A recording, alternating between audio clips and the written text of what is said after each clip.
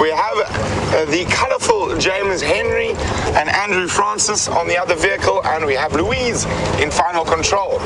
Unfortunately, these lions seem to have been on the march, and I'm fingers crossed they haven't literally marched the whole way across Juma. We're still on the tracks, and I am moving to hopefully catch them if they are still mobile.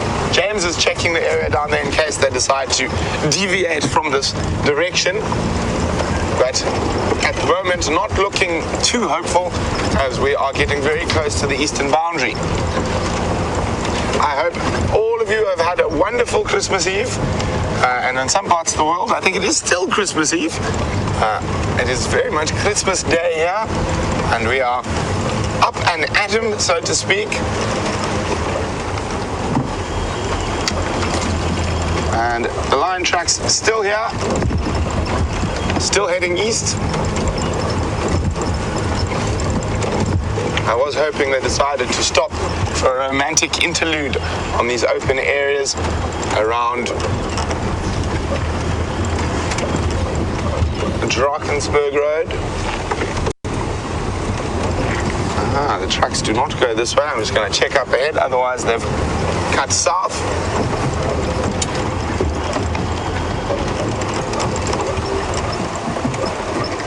No, unfortunately still here.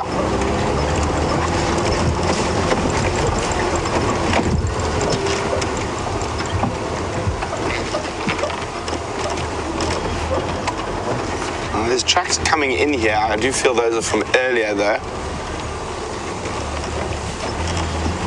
These tracks are heading into our property, not out of.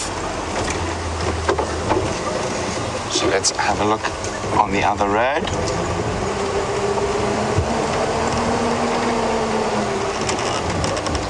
A big thank you to Ravi and Kevin for the lion updates. Tebs, any lion tracks going that way? Nope, doesn't look like it. And while we continue to hunt for these cats, James has got an early Christmas present for a lot of you, and I know a lot of you asked for this particular animal on Christmas, so let's go see what it is. Good morning, and happy Christmas to everybody throughout the world, wherever you happen to be watching us from. Dawn has broken in Africa on this wonderful African Christmas. It's a blustery day, which is actually quite pleasant for us here, and there are some Christmas elephants. My name is James Henry. On camera we've got Andrew, Drone Commander Francis, sadly grounded for the foreseeable future, but we are going to be driving around this magnificent reserve, hopefully finding some incredible creatures just like the elephants that we're looking at now. It's a breeding herd of elephants. They are slightly unrelaxed, weren't very happy to see us on Christmas Day. It might have something to do with my headdress. But we'll keep with them for a little while and enjoy them. So most Merry Christmas to all of you. And if you are wanting to talk to us at all on this very marvelous day, please do so. Hashtag Safari Live or questions at wildearth.tv on the email, and we will attempt to answer your Christmas questions. The elephants are just grazing here, grazing at the brush. Seem very relaxed. I'm not really sure why. It's quite a large herd, to be honest. Nice herd of elephants filtering through here. You can see this one here moving quite fast and just not that keen to be around us. They might relax with us, so we'll spend a bit of time with them and see what they do. Brent, at the meanwhile, is heading in a easterly direction at a great speed, attempting to find the native lions that were seen yesterday on the Jumadan camp. Sorry, I'm going to try and get you a bit closer in there.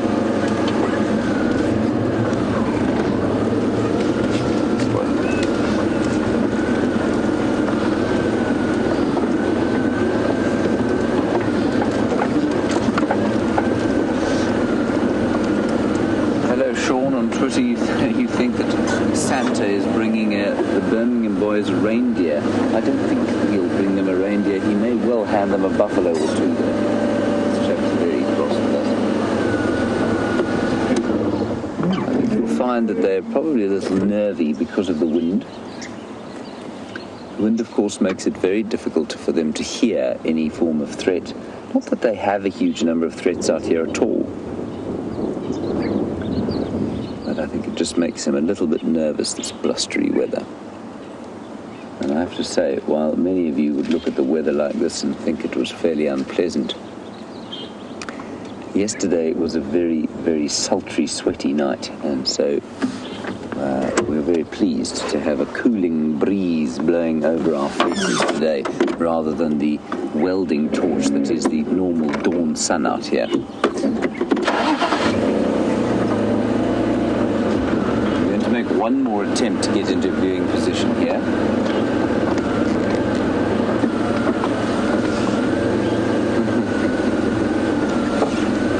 Valerie, you say you got one of my books for Christmas. That, of course, is the best Christmas present anyone can ever get. Thank you. I hope you enjoy it. And if you don't tell anyone you didn't enjoy it. I hope you have a good laugh and perhaps a small cry.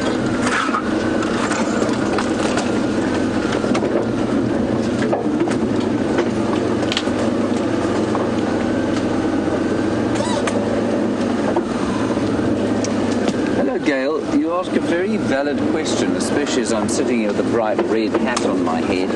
You want to know, are animals colorblind? And you thought they were, and therefore why should you not wear bright colors when you're on safari? Gail, very good question. The little one there that's being very cross with us. Just get into a quick viewing position here. I'm not going to keep following them. They're not that happy with us. Yeah. Just stop here. Nice, beautiful big herd of ellies.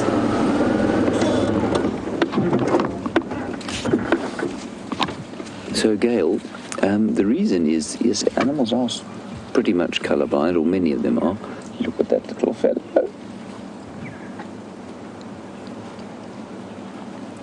Gail, although they are pretty colorblind, they are not. They don't see in black and white. They see in different sort of shades of color, and there are various ones with them. A little play fight there.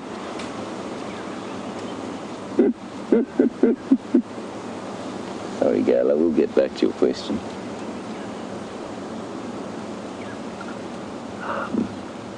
Don't want to leave this herd of elephants. Maybe we'll try one more viewing position.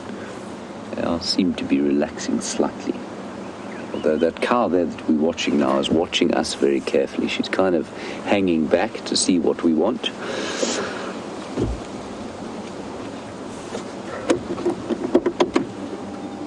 So, Gail, while we move a little bit forward here, it's the reason you don't wear a bright color on safari is because of the amount of light that it reflects.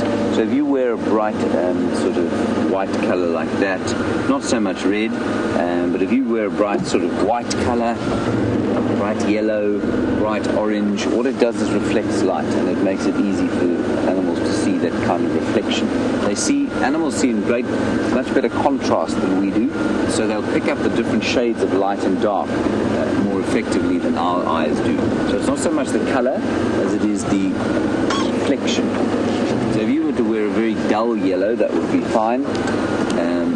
But even some of the khaki that we wear, and some of the lodges, the rangers and the lodges around here wear, that's just kind of a pale khaki color. Sorry about that. And that pale khaki color is really is terrible for walking in the bush. It becomes extremely obvious to animals.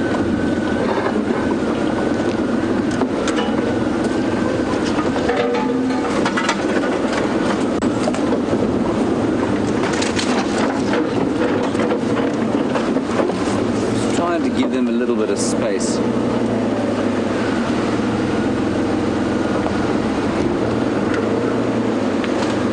Donnery in California. You want to know if I was naughty or nice this year? I'm not really sure, to be honest. I guess it will depend on what I receive in my Christmas stocking when we get back to camp. Yeah. I'm not going to follow them any further than this, everyone. We're going to get a last view of them here. The bush is very thick now, and you can hear that wind howling through. One of them is making a big noise.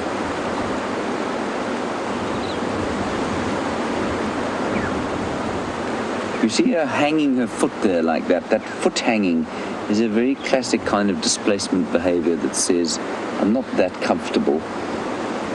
Just watching us very carefully.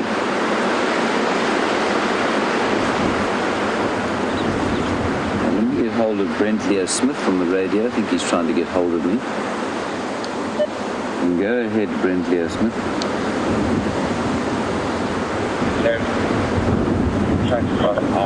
At Central Junction with Cheetah Cut Line. There are tracks of another male heading south on Drakensberg, but I think those are from yesterday morning. So that, I'm afraid, is the slightly bad Christmas news there. I put the radio up against the microphone. Copy, thanks for that. And it would seem that those nasty lions have crossed out of the reserve, which is very painful indeed. Lions just don't seem to want to be on camera at the moment. They're very shy about their mating habits, perhaps. The Birmingham boys, young and inexperienced fellows. Anyway, that's going to be our elephant sighting for now. I think one of us will probably head off back to the north. Once we're just going to do a little bit more following up around here for the lions. And a lot of tracks that turn down to the south might still be worthwhile. So Brent does reckon that there still could be lions around here. So as I was going to say, we're going to check around this area for a while, and then we'll probably head up north to see if we can't find Karula, who was around yesterday, of course, at the dam. Wonderful sighting we had of her. Right, that was our Christmas elephants. Find some Christmas lions. And while I'm extricating myself from this fairly impenetrable thicket of Strychnos madagascarensis, let's head across to Brent and we'll give you the update on those lions.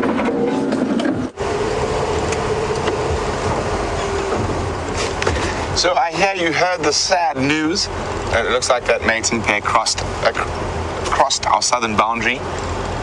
I've still got suspicion that there are a male or two that could possibly be still within our traverse area.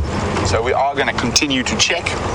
And failing that, Aubrey has tracks of what he says Karula heading west around Gallagher shortcut near the camp. So we will go follow up there, if nothing here. And a blustery morning, wind blowing the cloud to and fro. So sometimes we have a blue sky above us, sometimes we have a cloudy sky above us. So all of us out here probably hoping for a bit of rain for Christmas, as the bush desperately needs it.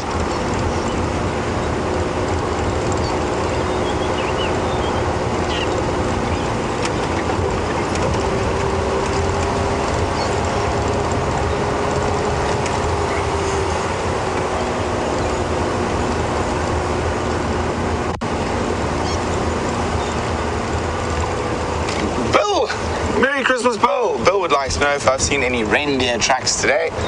Well, Bill, the reindeer are far smarter. When they are in Africa delivering presents, they don't land, they just sort of hover, and due to the fact of lions, hyenas, and leopards.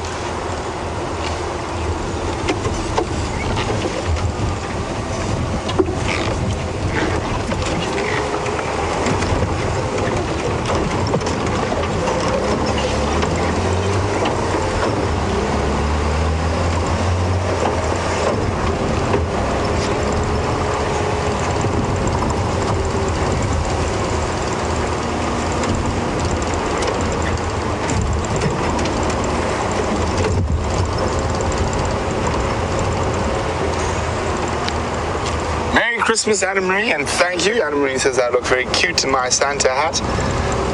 Anyway, a last minute purchase on my town trip, so James and I could add some Christmas color to the Christmas safaris.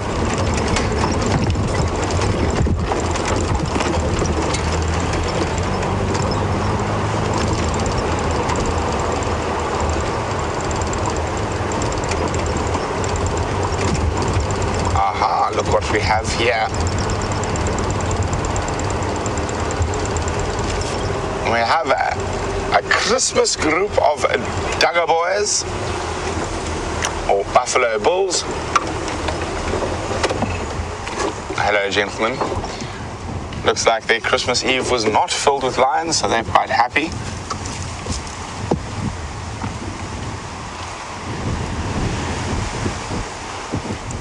And using the cool morning to feed.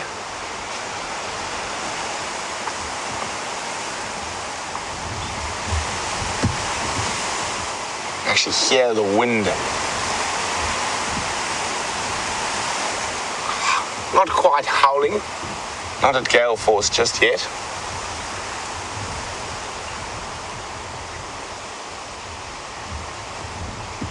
A nice big group of Dagga boys spread through the roundleaf teak and monkey orange thickets.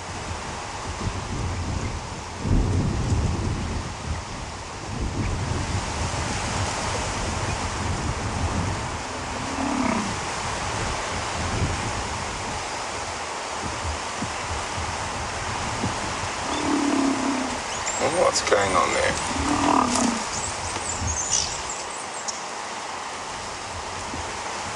A little bit of jostling. Nothing too serious though, but we heard that groaning from the buffalo.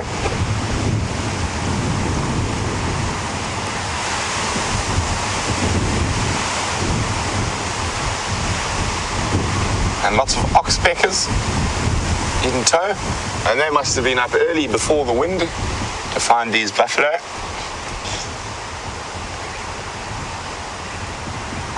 But while we do have the cool morning, we're going to leave these buffalo and see if we can pick up on any other predator tracks.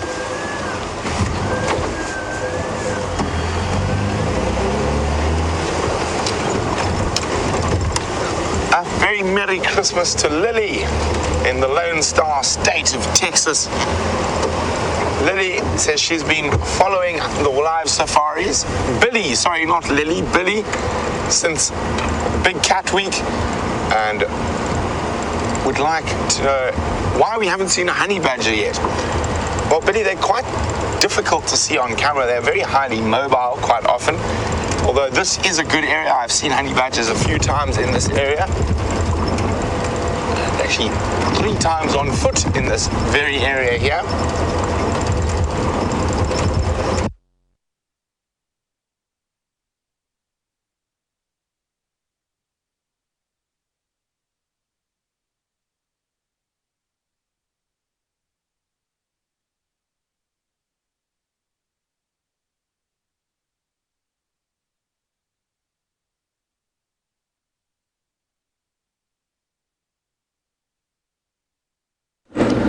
There, the rust bucket, I'm afraid, has confounded us yet again.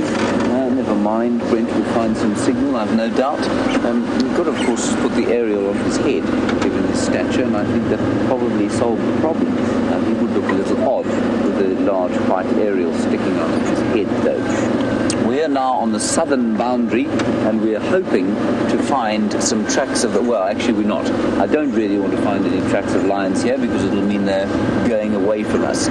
So I'm just carefully driving up here. We're nearly at the corner, and Andrew and I have just had the most magnificent sunrise. I can't believe the sun was that size, and I'm not sure what sort of physical properties in the atmosphere made it that large, but it was really very big indeed. So, will you excuse me not looking at you while I speak? I'm going to stare intently at the road and just make sure that there are no lion tracks crossing out of the reserve. For those of you who are perhaps new Christmas viewers, and when I say crossing out of the reserve, you can obviously see to the right-hand side of us, there is no fence. There is no physical barrier that an animal would not be able to cross. This is a human property law, not an animal one, and so the animals, of course, are free to come and go as they please, but we cannot go to the right-hand side of the street at all. We must stay to the left.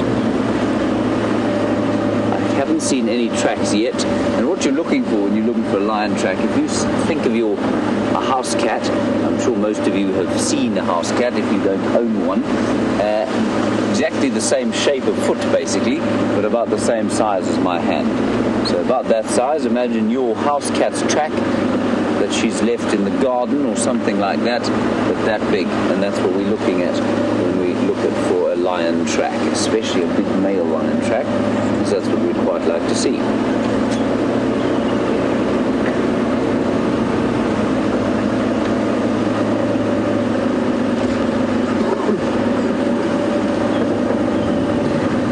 Lois and Buffalo, you have made a comment about looking for red-nosed things, and that we might be actually fairly red-nosed if we keep sipping the eggnog in our water bottles.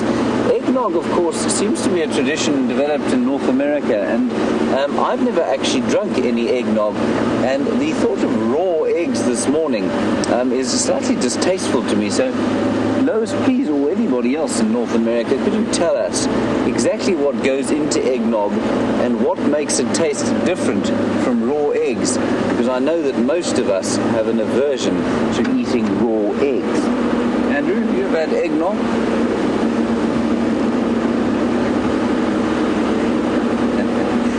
Not.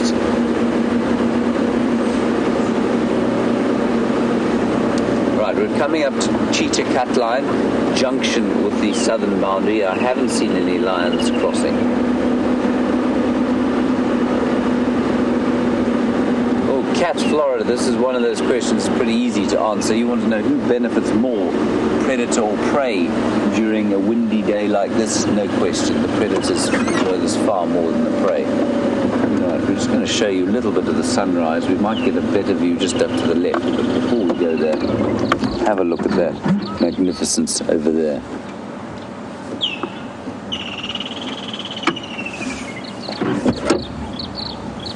Very pretty.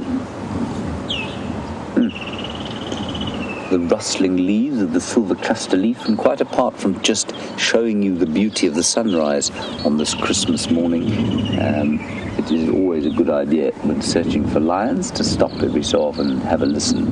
There might be the last roar of the night. You might hear them mating, if they are indeed mating still.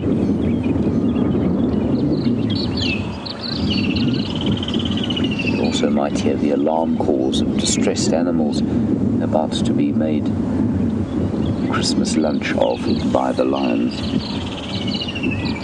Very pretty, Andrew.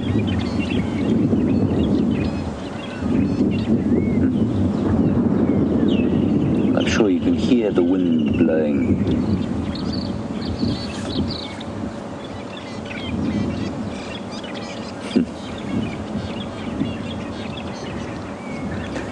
Now James Richard, you are listening to the birds around us, no doubt, and your bird list is sitting at around 50, and it's still Christmas Eve where you are. Tell us where you are. I'm not sure where you are in the world. You're obviously very far to the west of where we are, and you want some birds for your list. Okay, good. We'll try and find some. A windy day is not always the best, but certainly there are some birds around. Some drongos calling up ahead. But if you listen carefully, there's a chagger as well going. If you listen carefully, it's not nearly as loud as it would be on a sunny day.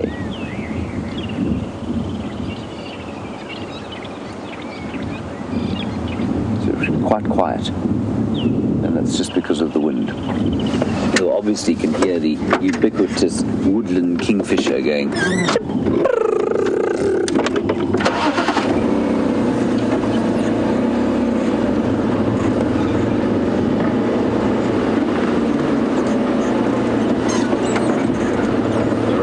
On we go. So we're now on the far eastern boundary. This is the boundary that those lions crossed earlier.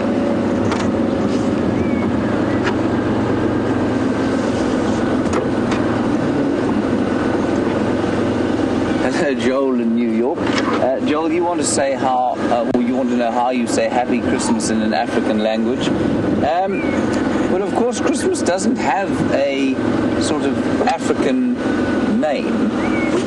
So it's variously called Clithmas, Klimus, in various other derivations thereof, because it all comes from the word Christmas. And to say Happy Christmas, you would just wish somebody a nice day or a happy day. And so in Shanghai, you would use the word Navela, which means to wish. So you'd say Ndagu Navela, I wish for you. You might say a merry day or a happy day. Ndagu Navela Jambo Rigash. And the word for day and sun is the same. So Jambo is sun or day, Rigashle, nice day, Dagnavela Jambo Christmas Rigash. There you go. Joel, you also say that thing looks like a police radar detector. Yes, it does, I suppose. It is, just in case any of you are worrying, it's not a police radar detector. We don't normally have a huge trouble with the traffic police in this area. It is a virtual reality rig, so it films 360 degrees. It's not filming at the moment because we're not seeing anything particularly interesting right now. But as soon as we do, we'll turn it off. One day I'm sure you'll be able to see the fruits of the virtual reality rig. It really is quite astonishing what those things can do. I'm not convinced that this one is the most elegant solution. The technology is slightly in its infancy. So this is just basically a bowl full of GoPro cameras. Oh, that's quite pretty. Very post-apocalyptic there. We'll just find the shot. And you say when. Any good? What are you looking at? The sun. Yeah, drop the sun. There you go.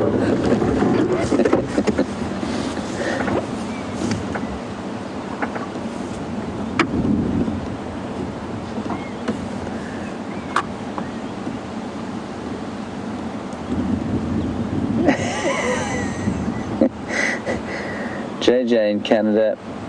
Yes, this is precisely what I thought. You say eggnog makes you gag because it's so slimy. It's got milk and cream, raw eggs, nutmeg and sugar. And I suspect for some recipes a little dash of brandy or so. I can't get my mind around the raw egg thing.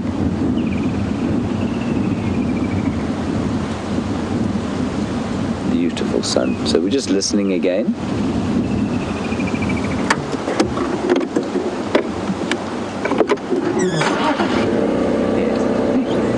Yes, and Carol in Atlanta, you've confirmed my suspicion. You say that any eggnog worth drinking has got enough liquor in it to cook the egg.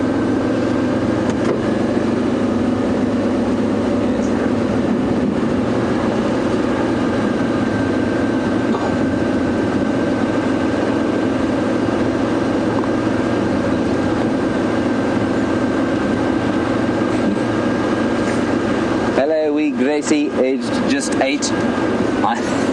You're up very late at the moment, and you very kindly wished me and Brent a very happy Christmas. Well, you have a happy Christmas too, and I think you're about to climb into bed and hope, or certainly so, close your eyes so that Santa can come and visit.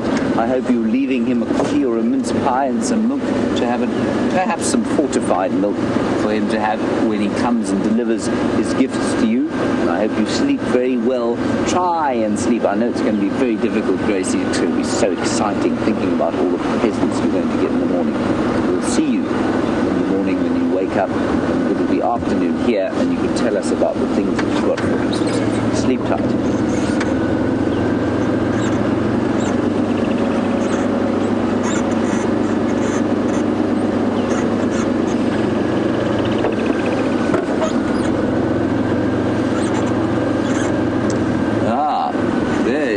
Waterbuck, a Christmas waterbuck going into Torchwood, which is not very full with the Christmas spirit, disappear into the next door reserve. They will all stop behind the only tree. Oi, move!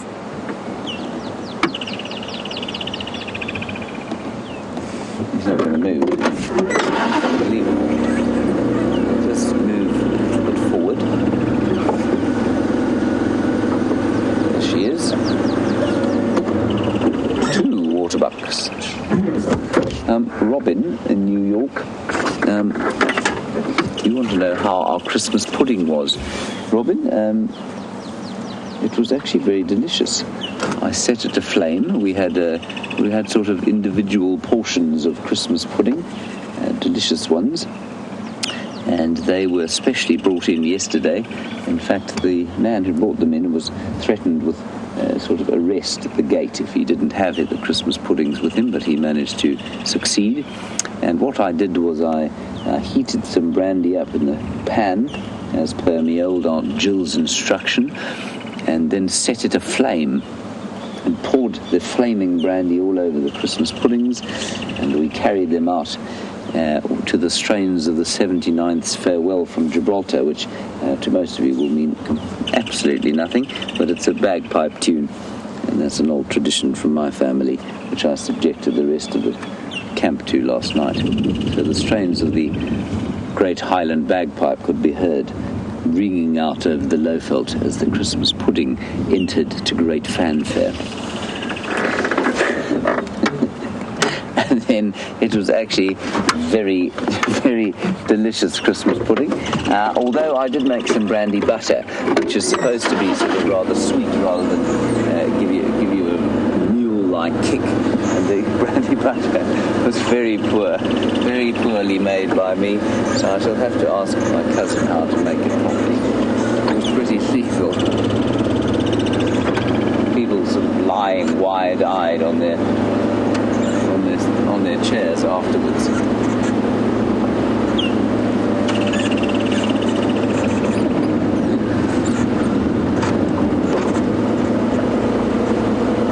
Right, serious business of finding animals on Christmas morning.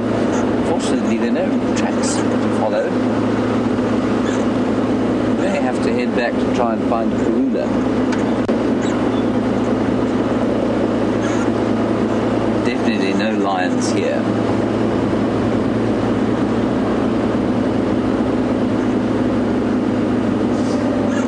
Hello, Aaron in New Jersey, and this is also quite a common inquiry, and it's also a very good one, especially this time of year.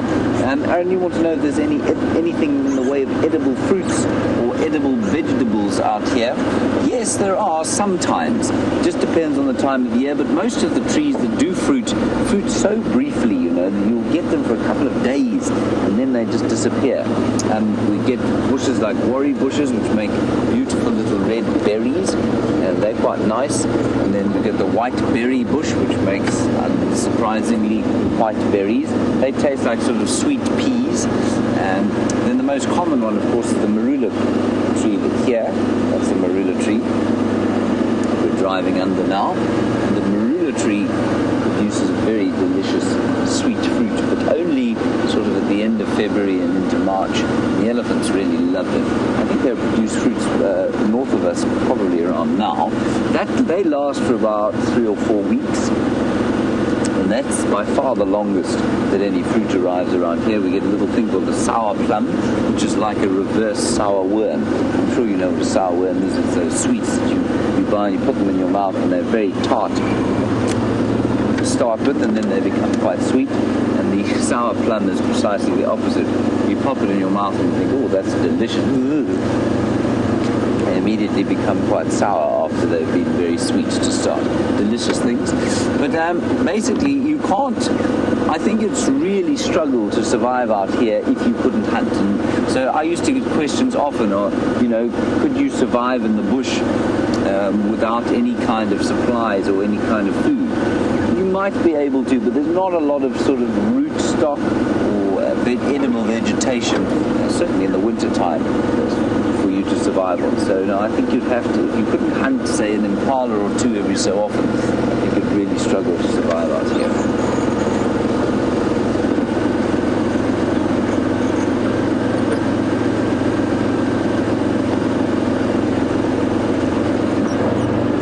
Now, Marianne, be very careful. Be very careful. You say, no surprise, we can't find any animals because of the bagpipes we had last night. Marianne, the bagpipes, of course, are the most magnificent instruments ever designed. And And so I'm surprised that we don't have every lion in the Sabi Sands lying on the quarantine clearings, singing various bagpipe tunes. Yes, there does seem to be something that's either in your blood or it isn't. Some people find the sound of the great Highland bagpipe to be deeply offensive. It would appear the lions fall into that category.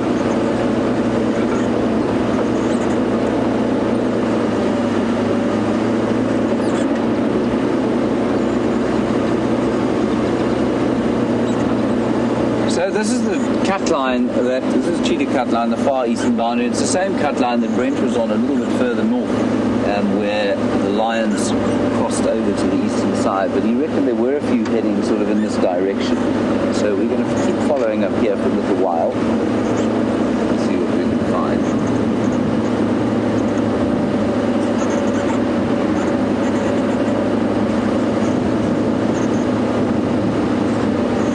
I'm not sure if this is a serious inquiry or not, but you want to know if the cats won't want to take a swipe at the ball on my hat.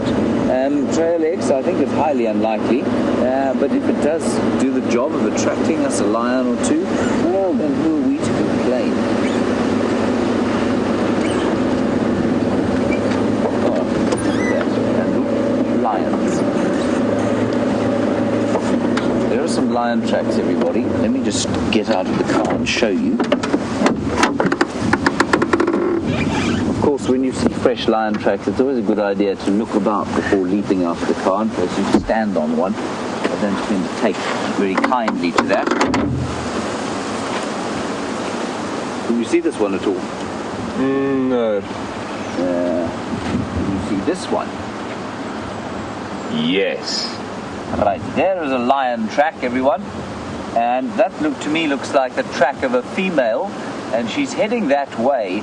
It doesn't look that fresh to me. I would say probably last night, and I suspect, I might be wrong, and we'll just follow up and make sure. I suspect that this is the female along with the male. There is a male track here too, over there. I suspect that these two tracks were left by that mating pair as they walked towards the Djuma Dam, which of course is just down there.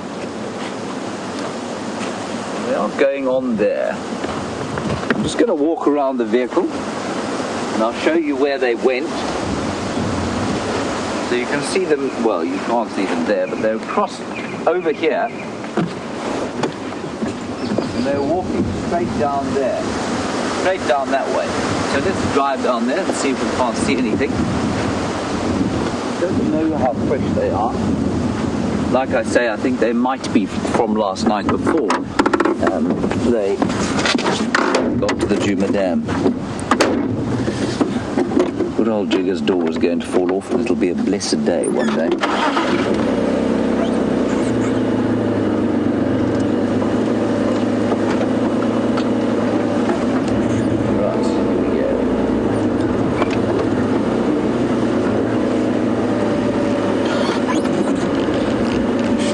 Know what Christmas pudding is in Africa. Well, in South Africa, Christmas pudding for me certainly has always been a traditional sort of fruitcake type Christmas pudding, and that is served with brandy butter, not made by me because it's disgusting, and cream. And that's what it has been in my family. Andrew, is that pretty much your understanding?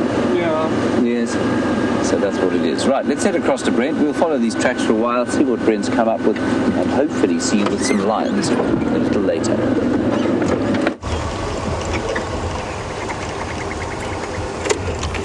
Welcome back. We've got a birdie here. If it doesn't fly, I've actually got two. Let's get the one first, the safety. And if he turns around, I'm pretty sure that's a Levalance cuckoo. One of the brood parasites that like starlings. And its old name was a striped cuckoo. There's another cuckoo that looks very, very similar to that called the Jacobin, but it lacks all the barring on the neck and chest.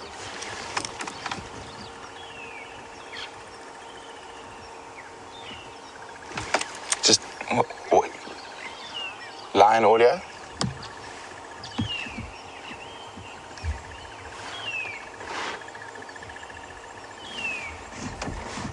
Sorry, I had to take my earpiece out there. I just thought I heard lions.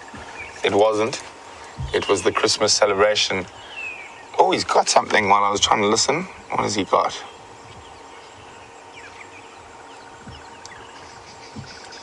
What is it there, Teddy? You got the super zoom. Looks like a grasshopper. Oh, there we go, Christmas kill. And what the low sound that I thought were lion calls was actually the communities on the edge of the reserve dropping the bass like it's hot at, I don't know what time it is, but very early in the morning to be listening to music that loud. Oh, and I'm hoping I can spot. BLS, you copy BLS? Yes, you can hear James calling me. Standing by, James. BLS, where did you have your last track? So some of them crossed at Cheetah Cut Line Junction Central. Others went along Drakensberg towards Guari Pan. I've checked there, nothing came out there. Okay, copy that. And confirm the tracks that you had heading down central towards Gari Dam. Did you have those tracks? I'm assuming they're from last night. It looks like some of the lines came from Quarantine side and the others came from Central. So I think there possibly might be a male still on the property. Okay, copy, thanks. And what was your route from where you are now? From Guari Pan Road? I'm on Drakensberg heading south, and there were tracks heading sort of due north, and they cut into the block between Cheetah Cut Line and Drakensberg, and I think they might have joined up with the tracks that crossed at Central. So I'm just going to do another big loop through this area and hopefully pick up some audio.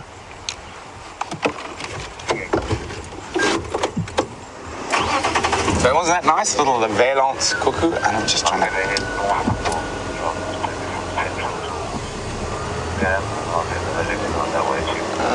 I think I saw a very beautiful bird, but I'm hoping it hasn't escaped us. I think it has. It was an oriole. It looked like an African golden oriole, but it has flown on, as shall we. So I still think there is a lion around.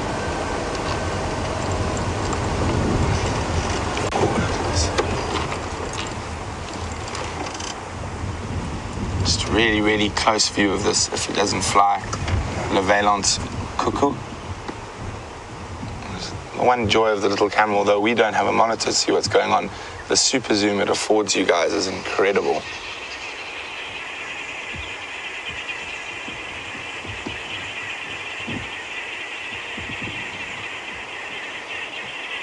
And you can see the stripes on its breast very nicely, and its other name or old name was a striped cuckoo. Now a Le Valence cuckoo. Le Valence was an ornithologist who wandered around Africa in the 1800s. So there's quite a few different birds named after him. There's also a Le Valence cisticula.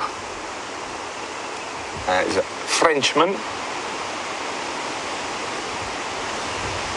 And let's go see if we can find something slightly bigger. And, well, there we go. James, who emailed saying his bird is nearly on 50. And hopefully we can see a few birds this morning. Oh, this is just lion tracks appearing everywhere. Very confusing. They're just tracks all over the place.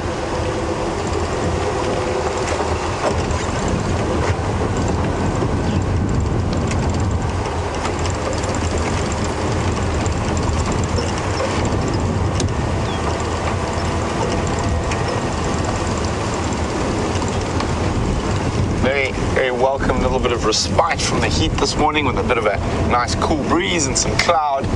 But it looks like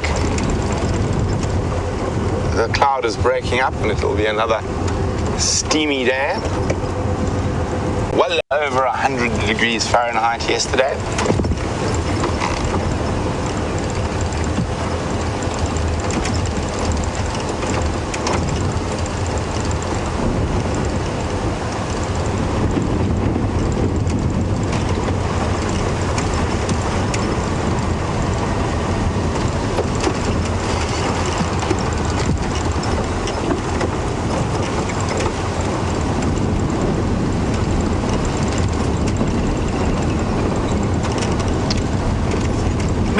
Christmas Andrea from Tucson.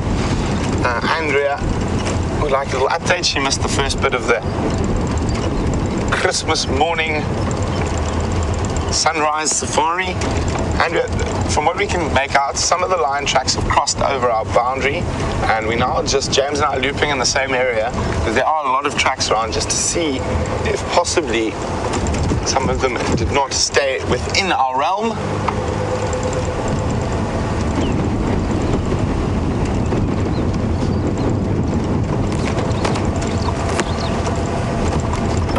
Oh, wattled starlings feeding in the short grasses.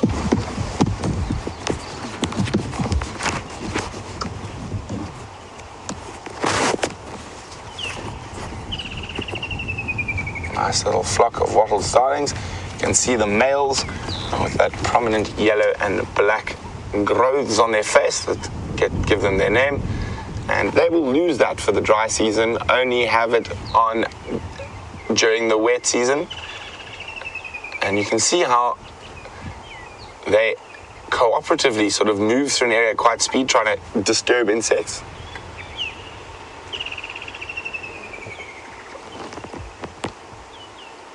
And you can see those wattles on the males, that's where the starlings get their name from. But there we go. Not lions, but starlings, but we will continue on.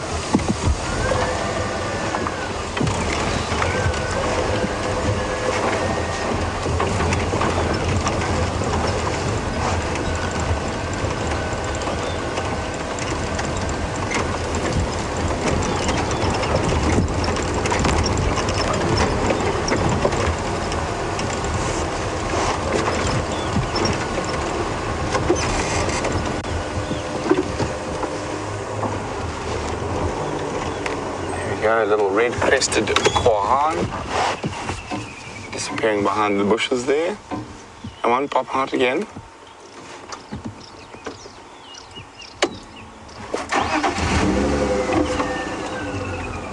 Oh, there he goes.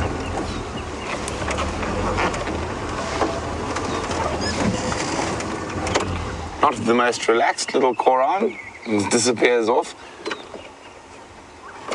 But another one for the Christmas bird list.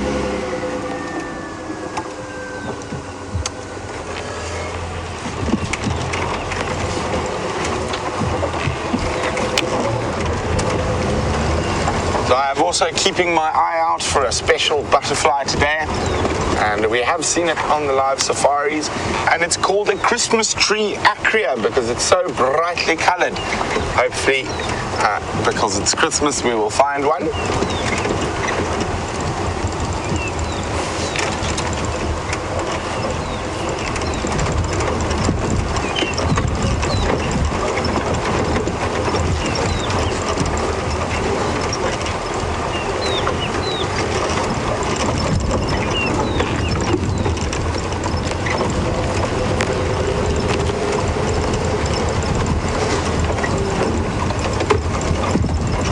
We should check one of the least checked roads on the Juma road called Leadwood Road, one of my favorite roads.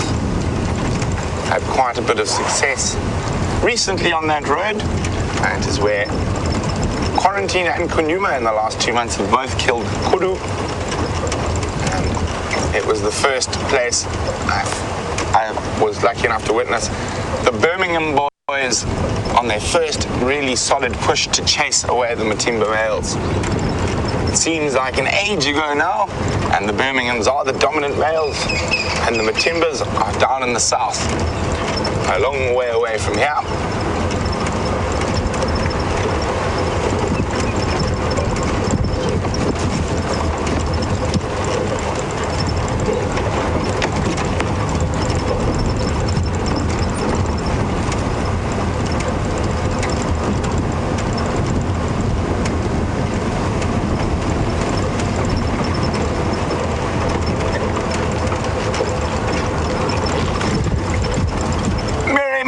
Merry Christmas, Gavin, who's 8 years old. I think we'll have to get James to sing you a song a little later for Christmas.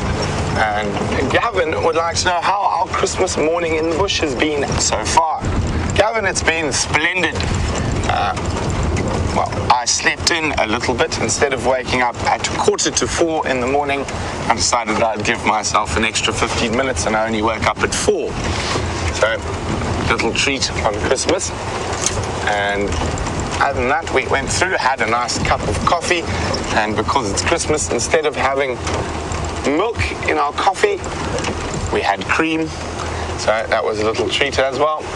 We haven't opened any presents yet, and we have a tree which is outside, and we can't leave the Christmas presents under the tree in case the monkeys steal them. They are locked up, and then when we get back from the safari, we will open our presents.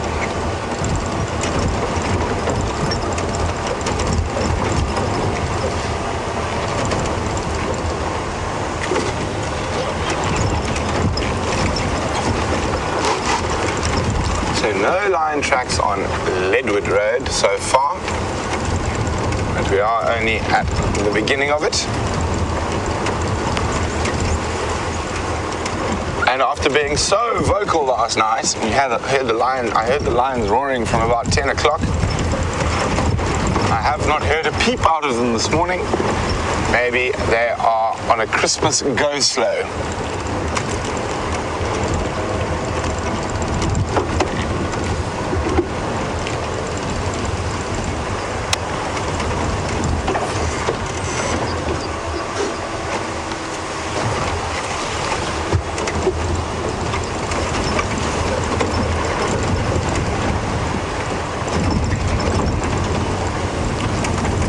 We are on a tracking expedition at the moment. Oh dear. Some lion tracks here, but they're not as fresh. I think these are from yesterday. And speaking of that, Matt in Atlanta would like to know how to tell how fresh tracks are. These you might not even be able to pick them up with the camera. There they are. So I can see that these are not fresh because the wind has blown the edges away. It's not sharp, and this particular one's also been driven over by a car, which also lends me to believe it is not too fresh. And also you look for the tracks of other small animals like insects and birds, and as you can see, it's not a very good track, so it's an old track.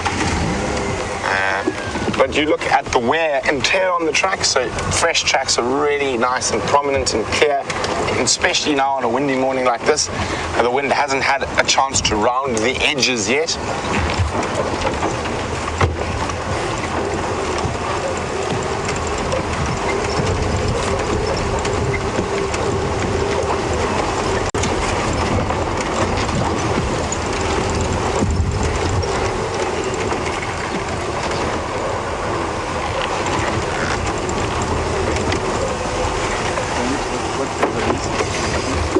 Well spotted, Tibbs. A pair of bateleur sitting in the tree.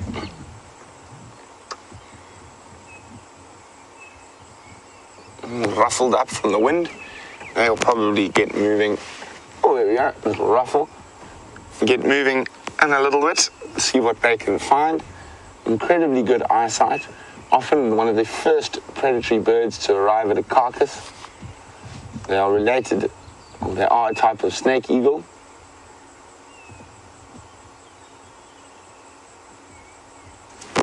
Is that thunder? Was that music from the village?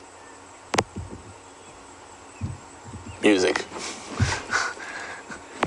It's amazing that probably 15 kilometers away, and we can hear the deep bass beat of a party, I think, that is continuing on from last night.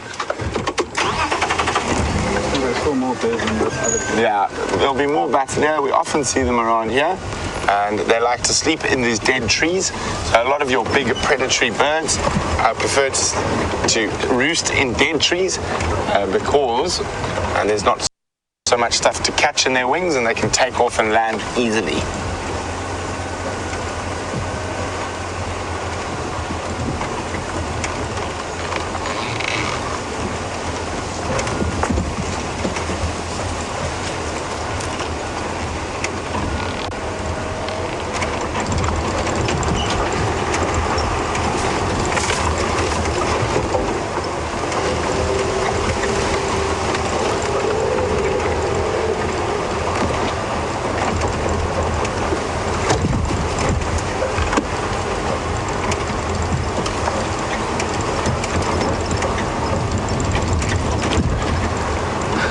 Christmas. Gail would like to know why Cape buffalo were not domesticated for food or for milking.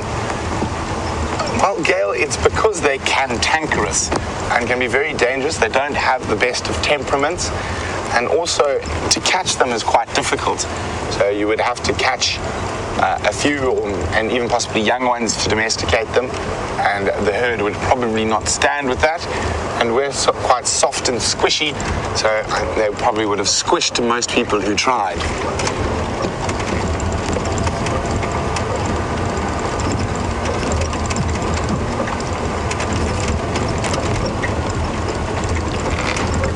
So while we continue our search for a Christmas cat, let's go to James, who's got a Christmas antelope.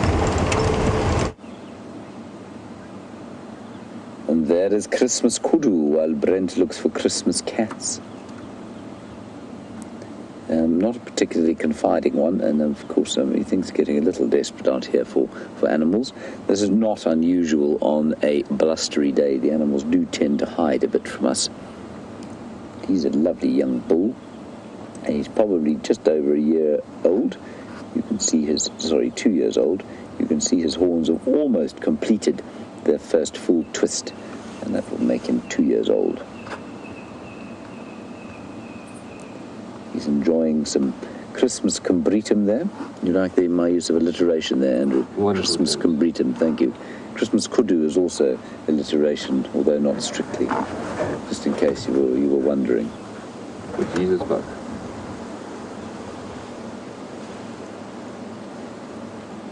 Something like that. And he's just very peacefully grazing, unfortunately, north into Buffelshoek Hook.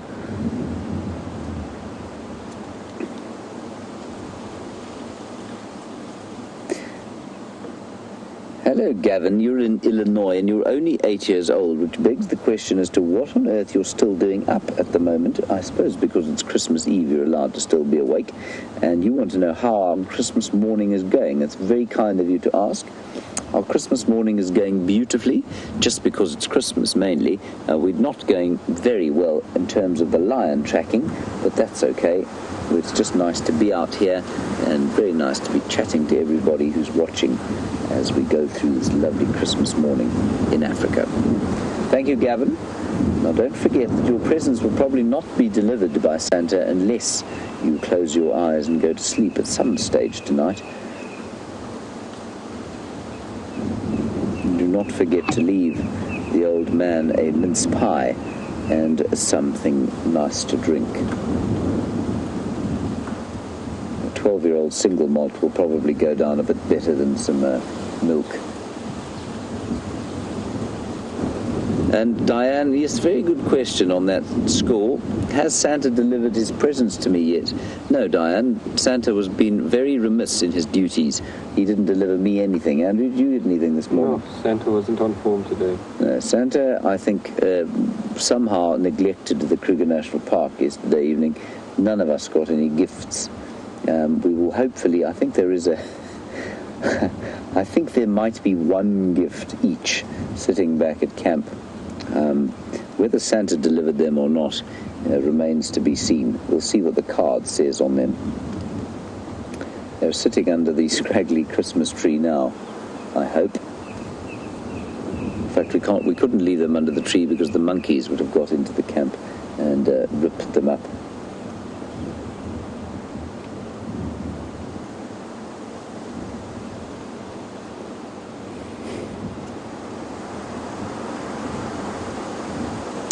Jenny, very well spotted. You picked up that kudu and nyala are perhaps related. They are, Jenny. We get 3 of what we call the tragelaphid or spiral-horned antelope out here. The bushbuck is the smallest example, sort of an impala-sized one, not very common, but we do find them sometimes. And then the nyala is the most common one in this area, in between the bushbuck and this kudu size. And that kudu is a sort of... you probably can't get the impression of his size. A big bull kudu weighs about 270 kilos, so that's a female at about 230 kilograms, which is about 480 to 500 pounds, so pretty big. And a nyala about, what would a nyala be? A nyala about half that size. So yes, absolutely. And then there are two other wonderful examples of the spiral-horned antelope, the largest one being the eland, which is an enormous one, weighing up to 750 kilograms, which would put it at about almost 2,000 pounds. And then there's another beautiful sort of nyala-sized one in the Central African rainforests called a bongo. Isn't that a wonderful name for an antelope? A bongo. They only occur in the deep depths of the Central African rainforests. Right, let us press along, hopefully for our Christmas cats, as Brent says. Well done, epic kudu effort. On we go. So we're all Brent and I are both circling around the same area, hoping to find some tracks around here. So we're now on the down the northeastern corner of the reserve. Brian, you want to know what a mince pie is? Brian, can't you not know what a mince pie is? You haven't had Christmas if you haven't had mince pies. A mince pie, Brian, is a kind of a little pastry filled with mincemeat, but the mincemeat is made of dried fruits. I'm not sure what else goes into it. I think a little bit of brandy. There's a lot of brandy around in Christmas foods. A few almonds, a bit of sugar, and then you eat it with either brandy butter or cream or ice cream. They're delicious. My mother makes very nice ones, and quite an interesting sort of story while we're driving down the cat line here, looking and not very much, hoping for some lion tracks. My mother got her recipe from my grandmother, my father's mother, and she had fairly bad handwriting, which explains why I have such bad handwriting.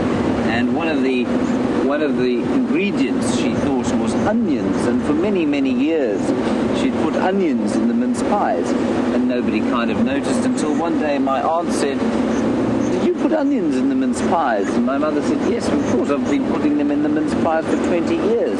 She said, "Well, why?" The original sort of coffee-stained and ancient recipe was retrieved, and my aunt, who of course is my father's sister, said, "That does not say onions, it says almonds." So for many years we were eating very oniony flavoured mince pies. They're not supposed to have any onions in them.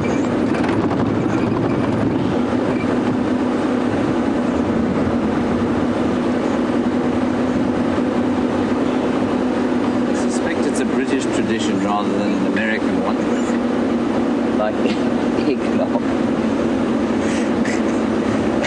Andrew and I were discussing eggnog again when we went off air, and we both decided we're not sure we can eat them.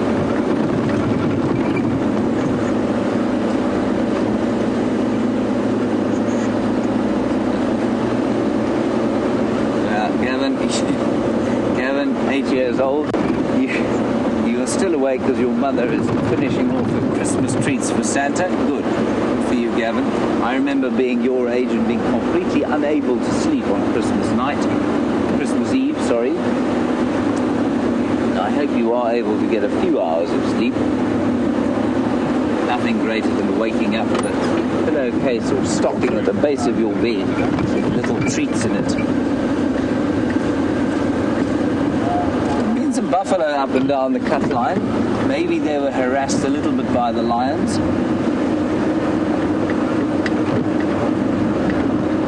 Those lions could well have gone to ground sort of in a block somewhere around here, especially when it's a bit blustery like this. They'll just lie down and hunker down in the thick bush.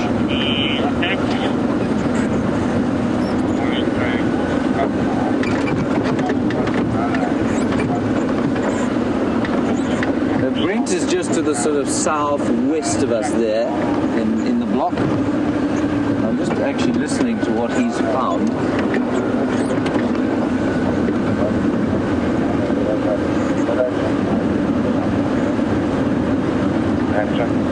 He's just giving Craig an update of where he was looking. There we go. These are, I think, the buffalo, I suspect quite strongly, that Brent found earlier. Some mongoose. Thanks, Andrew, for pointing out the Christmas mongoose. Do you think we can go back to it? Right, let's go back to the mongoose. You've seen these very buffalo with friends already. How many kilometers back, Andrew?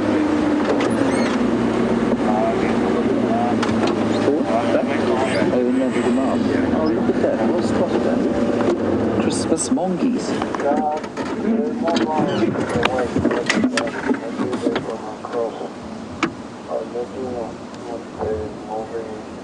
Isn't that sweet?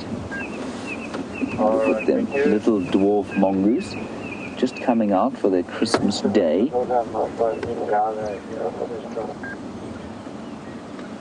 Yawn, did you see that yawn? Morning, Bernie. Very. Just go again with the location. Those two are having a fight. Obviously, one got a nicer present than the other.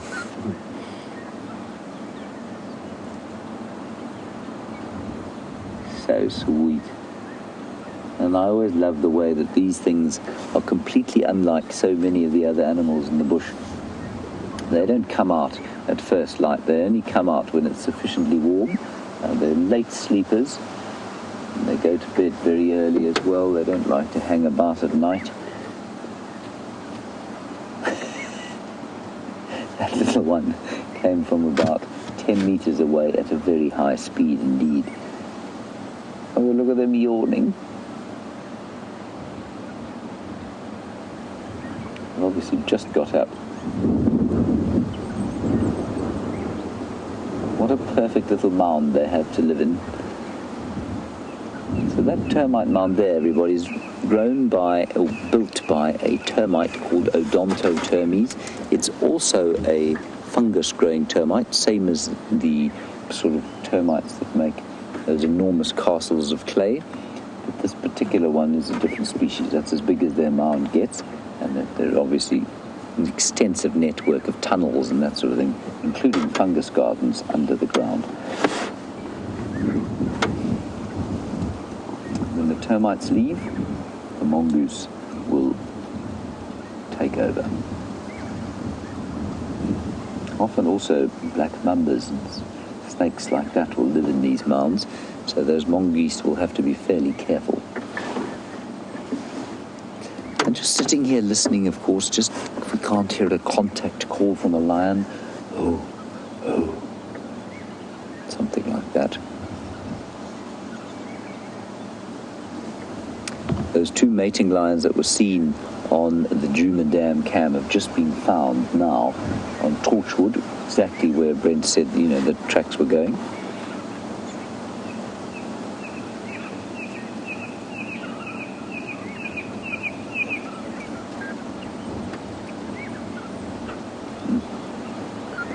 This is a wonderful sighting of these little things. They're only about sort of 10 meters away from us, 33 feet.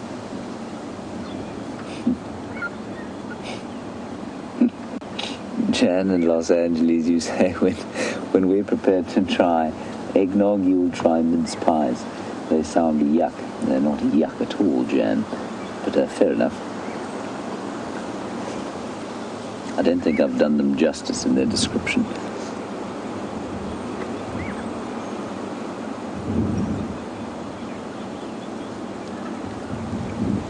So sweet. They'll head out and go foraging just now. First they will clean each other, wake up at a leisurely pace, and then wander out to forage. Just love the way they're yawning. That just is so classic.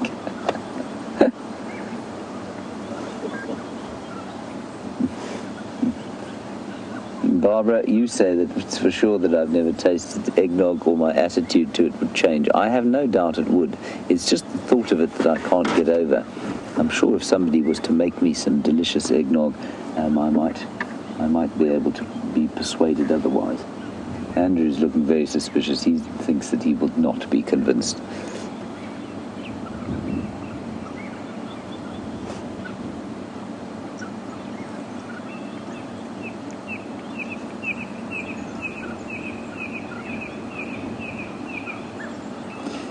So, Edward, you say that while we're looking at these dwarf mongoose, talking about Christmas traditions, you say the mince pies are probably a British tradition where you in America eat more fruitcakes.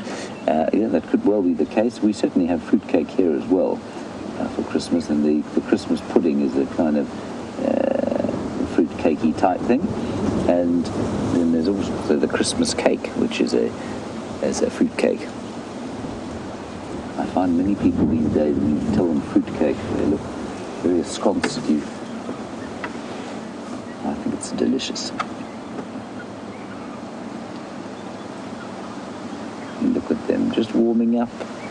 Chilled out day they're going to have, wandering about, eating the odd millipede perhaps, some scorpions for Christmas lunch, maybe the odd termite, a grasshopper or two. Does that sound like a nice Christmas lunch, Andrew? Scorpions and some... Ooh, scorpions and grasshoppers. Let's head across to Brent. He's got you a tiny baby of something much larger. Brent, come in, Brent. So, we have got a tiny Christmas ellie. I'll be with you in a second. Standing by, Craig. Look at it. That's probably An update from Kristen. You've got Rosa for 5 or 6 days old. south from Gary Gate, and then crossing east into Williams. Look how small that one is. They said a couple of days old at the most. Still wobbly on its feet. Definitely won't have any use of its trunk yet. It's a nice big herd of ellies.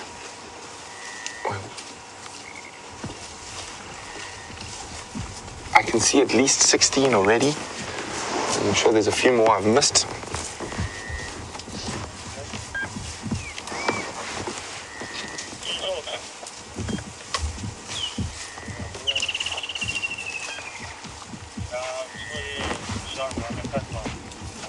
Look at that. Isn't that cute? Thank you.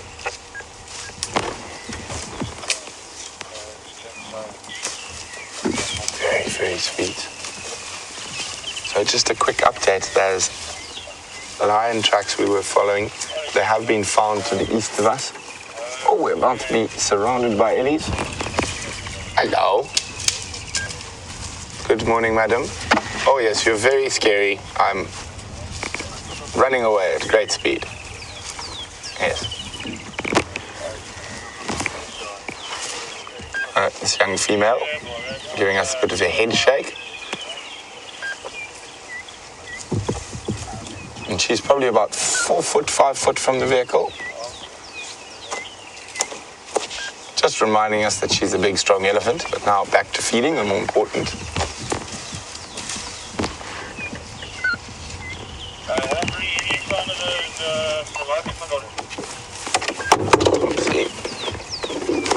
Sorry about the open game drive comms, they can be a bit noisy.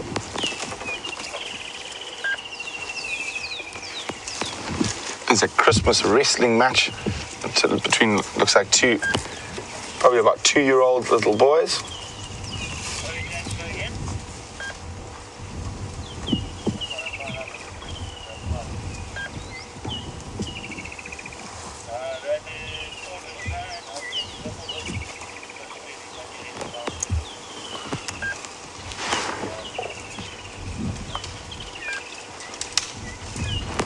So we're completely surrounded by elephants. We have elephants behind us, in front of us.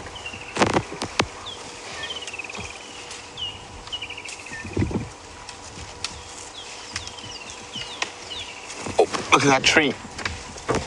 You just see the tree about to almost look like, there we go, waving around. The elephants have decided that is their Christmas tree, so they're going to take it down. And almost timber. Timber!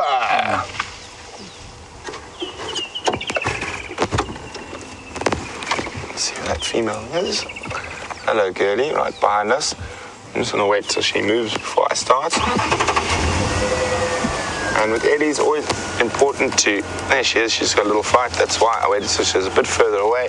Always important to let, especially in a very strong windy day like this, let the vehicle run for a few seconds before you move on. And they do have that little tiny baby, so I'm not going to follow them through the bush too much. And we've had such a good sighting. Let's go see at the landscaper what it's up to. Looks like a young bull who tore down that combretum or bush willow. Hello, little boy.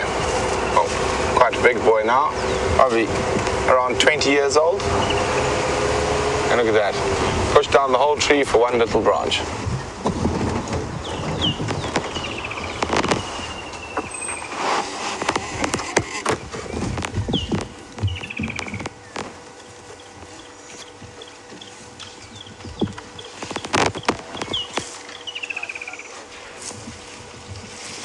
In the road,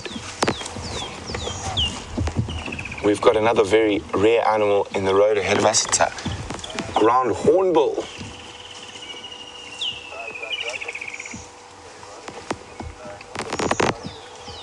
Oh, it looks like there's a few more. I just saw some wing flutters. So I'm going to try and get a little bit closer, and we'll say goodbye to these ellies for now. I think they might pop out around the treehouse waterhole later. Good place to check. It looks like a couple of ground hornbills, and very important for us to go check up on the ground hornbills. They are very endangered, less than 300 breeding pairs in the whole country. And we do, every time we see them, we update it, and that information goes through to the Ground Hornbill Trust, or can't remember the full name of it, so they can keep a track on all the ground hornbills in South Africa.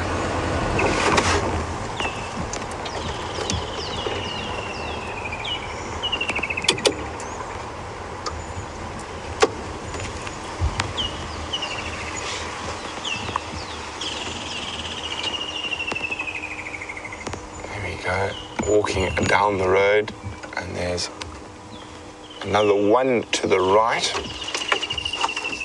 that's going to come walk out, and it looks like it might even have something in its beak. Oh, there's three that I can see.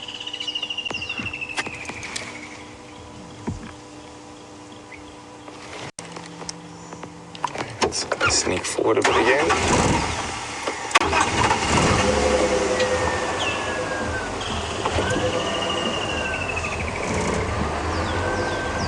So they live in family groups. There we go.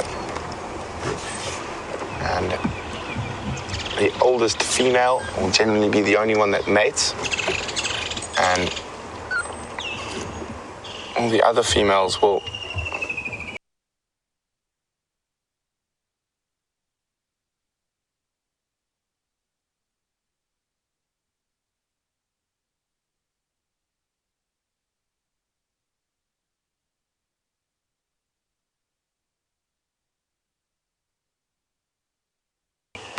find nesting sites, and if anything disturbs that nesting site, they'll often abandon it and sometimes not mate again for a long time.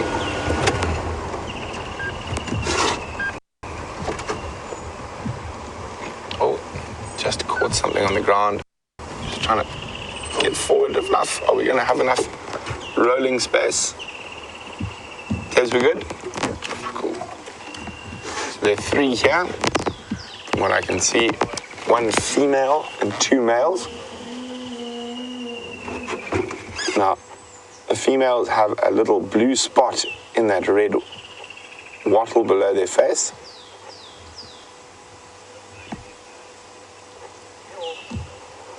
So at the moment, the female will be sitting on a nest. He's digging through some buffalo dung looking for any insects that might be in it. And they're very long-lived for birds. They can live up to about 40, 45. Oh. Now it's going to look in the hollows in that tree as well for potential prey. And sometimes when they climb up like that, they might caw. That would be fantastic. One of the best calls in the bush.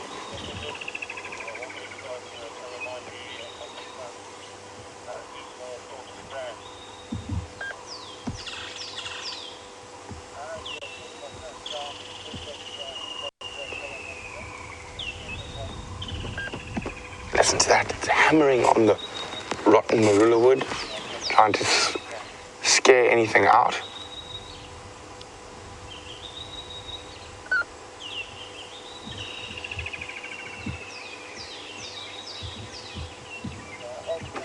Come on, give us a little Christmas call.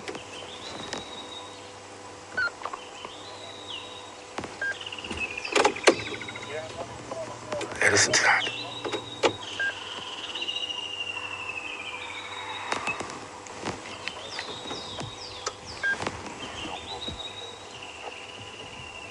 Did you hear that? What was that, elephants? Sound. Oh, sorry, I had my earpiece and I just had to take it out quickly. I heard a bit of a scream. Almost thought it might be leopard, but I think it was those ellies. Just going to try and get us another view of this hornbill in the tree. Hopefully it doesn't fly. Oh, and off it goes. Let's just move forward a little bit again.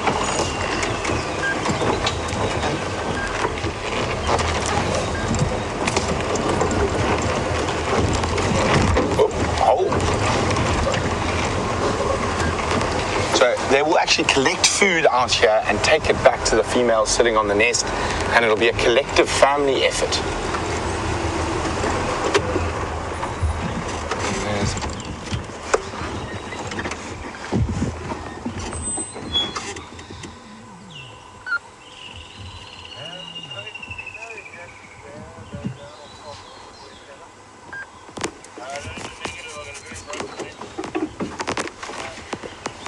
So Brian is wondering if anyone's trying to help the ground hornbill population develop. And there we go, sifting through some dung again, looking for potential prey.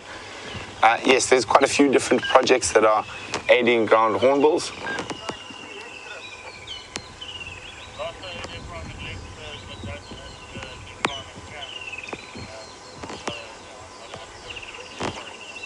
And I'm going to move off and continue foraging. We're going to do the same, except we're not foraging for food, we're foraging for Karula. I'm going to head to the area where her tracks were last seen and see if we can find any more.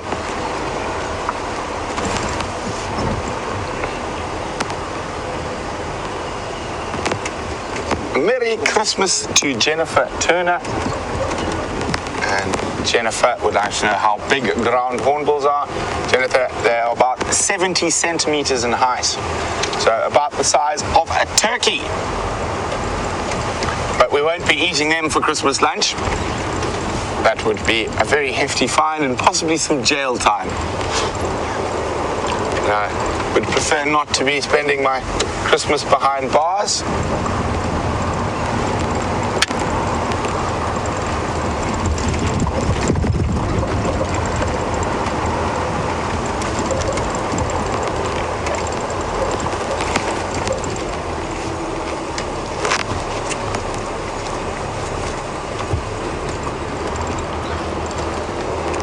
Siberia seems to think the ground hornbills look like the godfathers of the bird mob. And you could probably say that, Siberia. They're incredibly apt hunters, and they feed often off venomous snakes such as black mambas and puff adders.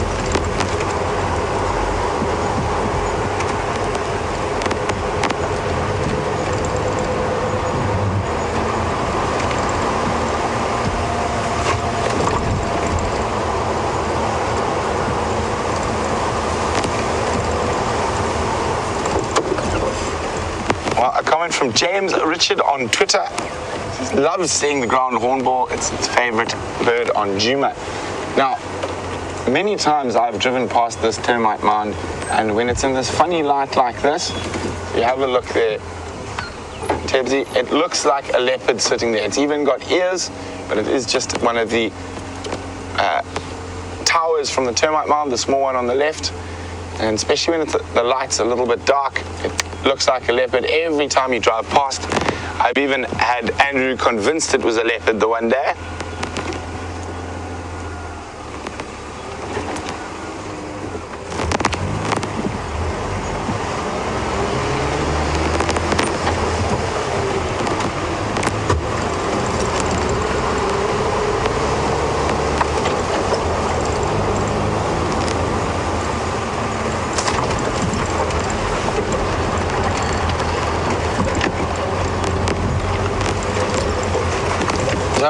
as we leave those wonderful birds, Deborah in Canada is asking, why isn't there a bird ring on that ground hornbill? Would an organization come out and ban them? Deborah, there are so few ground hornbills, and they have very set territories that the researchers don't need to ban them and will know where they are or what areas they frequent. And also, with an endangered species like that, the risk of catching it, and it's a big bird, difficult to catch, just to put a ban on for monitoring is more detrimental than any positive that they would get from putting a ban on that bird.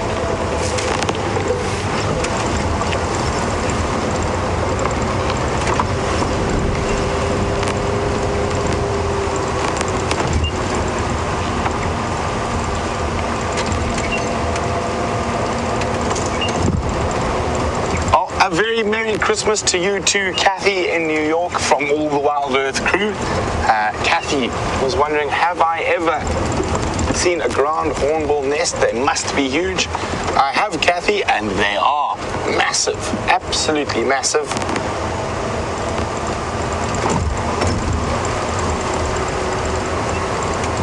So we're now heading into the area where we might get a little bit of luck with tracks of Karula. I'm just going to see where James is working. James Ngenamoyen. What area are you working? Of tracks of cats coming into now with access part of the plane for the team. Okay, copy. I'm on Zoe's heading towards the Balinachis. I'll check from the opposite direction. Copy that. I will then go straight to quarantine. Copy, confirm you've got those tracks already. Copy, confirm you've got those tracks. Thank you for that. Copy, thanks. So there's a report of a pack of wild dogs as well. James is following up on those in the area where we're also heading to look for Karula. So fingers crossed.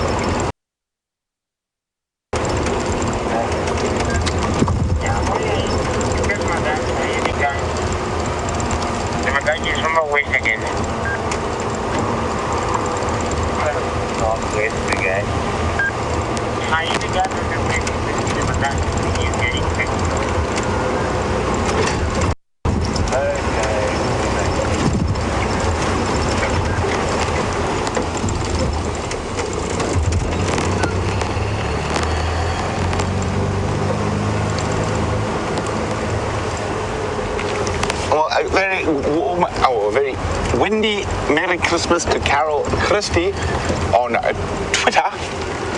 And Carol would like to know, would the ground hornbills attack us if we're on foot, or would they fly away? They would fly away and move away from us. If you were to happen to try catch one, that beak could do some serious damage though.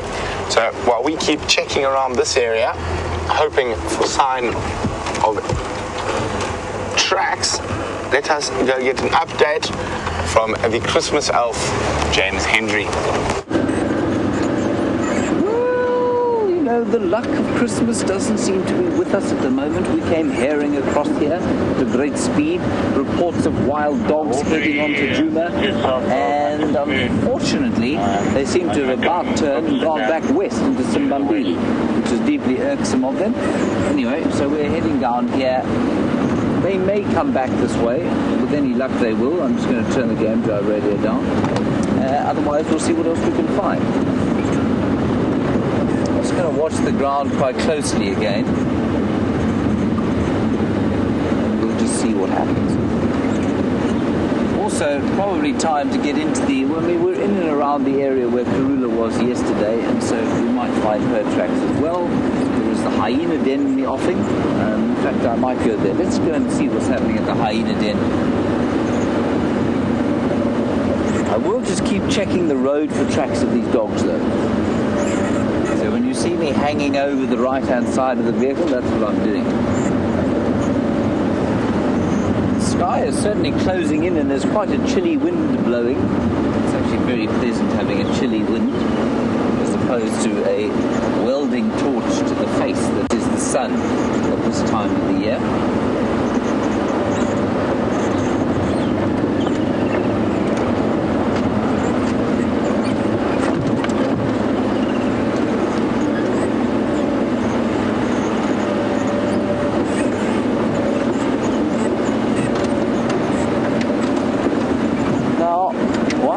Along here, Zoe Dawn, you say that you have found, you've noticed some of the trees are fire damaged. Zoe, that is definitely the case on Arethusa. I haven't found any here on, certainly none of this is fire damaged at the moment that you can see around us here. But yes, you want to know this sort of a fire regime, a sort of general burning regime. Absolutely, Zoe, they do burn around here sometimes.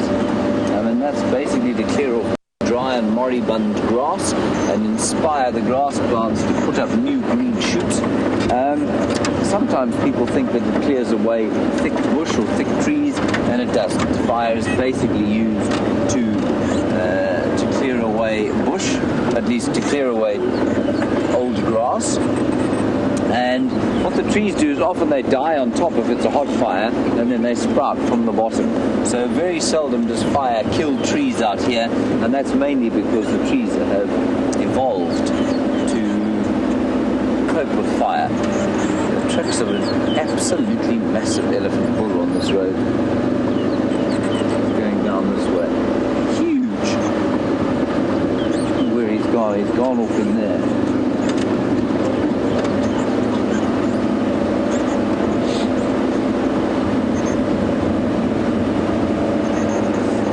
Matt in Atlanta, you say you know it's the dry season here now, but in the wet season will we ever see crocodiles? Matt, it's not supposed to be the dry season. It's supposed to be in the middle of the wet season at the moment. It's just being fairly droughttish at the moment, so we aren't seeing much rain. Crocodiles need permanent water, and I think that you'll find that once or twice over the years, there may well have been crocodiles in some of the bigger dams of the area, around Buffelshoek Dam, maybe even in Juma Dam. And certainly down in the Sand River, there are plenty of crocodiles around. But these kind of smaller dams and pans that we have around here would have seen crocodiles every so often, but probably not permanently.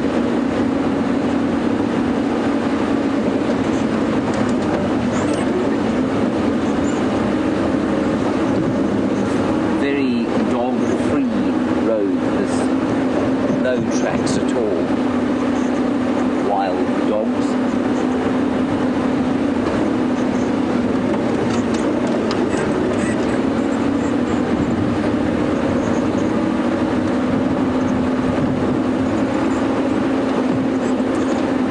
No, Kat, I didn't. Kat, you want to know if I found the flowers for the Christmas tree, and for the Christmas table last night. I didn't, Kat, because I was distracted by Karula. We didn't expect to find her where we found her, so it was very nice to find her. But it did distract me completely from the task of retrieving mistletoe and leopard orchid for our Christmas table and for the tree. The Christmas tree itself is looking particularly mournful this morning, because we took the lights out of it for the use on the table yesterday, so we'll have to return them to the tree later. Those lights that, by the way, were bought by Scott Dyson, and they were extracted with great fanfare because we thought we were going to have kilometers of lights. It turned out to be about 2 feet of fairly dim lights. So that was great. That was the marula tree Andrew was artistically showing you. As Louise says, at least we have a kilometre of cable to go with our 2 feet of lights.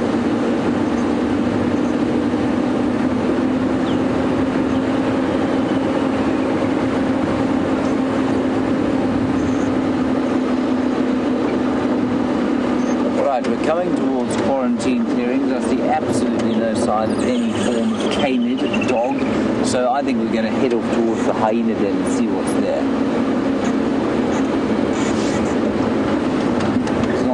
far from here, only about 3 minutes drive.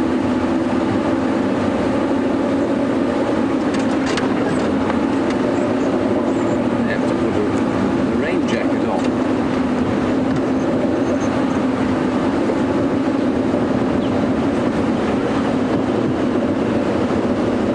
Deborah, you're wondering about a white Christmas in Africa. Just 1 second, Deborah, I will get back to you. You want to know if there's anywhere where it snows in Africa. Deborah, Africa, like I've said, is enormous, obviously, and it falls both sides of the equator. So half of Africa is actually in winter time at the moment. I suppose there's definitely nowhere in southern Africa that will get snow at this time of year, not unless there was a very, very odd kind of weather occurrence. I just thought I may have seen Karula tracks, but I never did. Deborah, North Africa, probably not either. You might, I don't know if they get snow on the Atlas Mountains. You could climb Mount Kilimanjaro. You could probably get some snow on there if you wanted to have a white Christmas. You could have a white Christmas there. It would also be fairly oxygen-free given the height. So not the best place to spend a white Christmas. But so those are the only places where you might, I think, find snow at this time of year in Africa. During our winter, of course, there's plenty of snow in South Africa, on the mountains. The Eastern Cape Highlands, we get plenty of snow. Nothing like sort of Northern Hemisphere snow, though. And in this particular area, no snow at all. There's no local word for snow. So there's no Shangaan word for snow. There is a Zulu word for snow because a lot of the Zulus live around the mountains, and that's Iqwa. That's a beautiful word, Iqwa.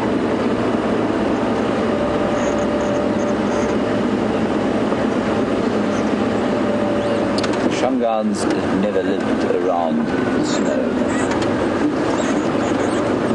So we're around the Gallagher waterhole now, which is where Karula was sort of last seen heading yesterday evening when we left her. I wonder if she didn't get herself a Christmas meal.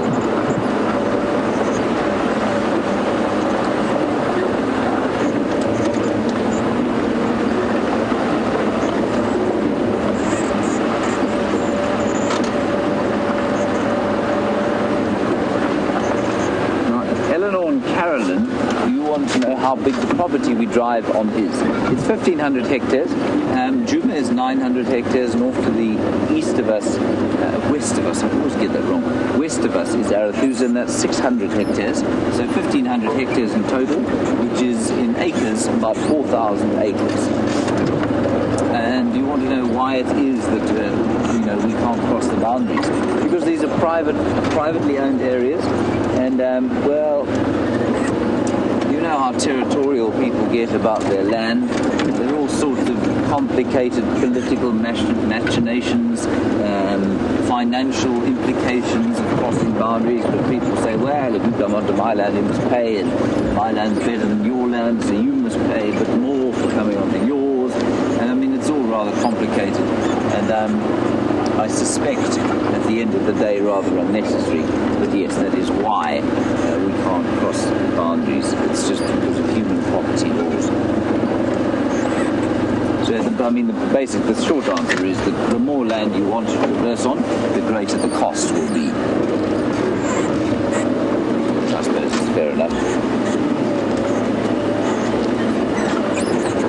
Right, we're arriving at the hyena den. Let us hope for some Christmas hyenas.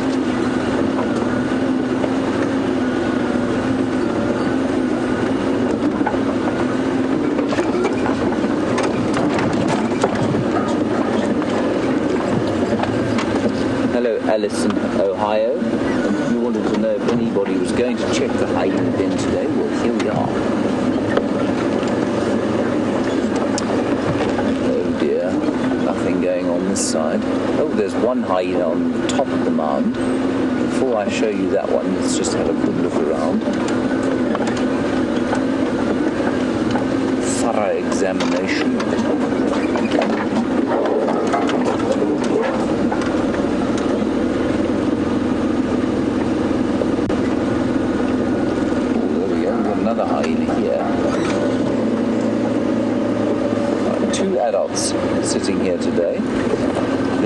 have Corky. Now, Corky, of course, is the hyena with the great gash out of her ear and the dirty face. And there's another adult to the right of her on the top of the mound. It just popped her head up. But no little babies out at the moment. There you can see the flicking of an ear or tail. It's an ear.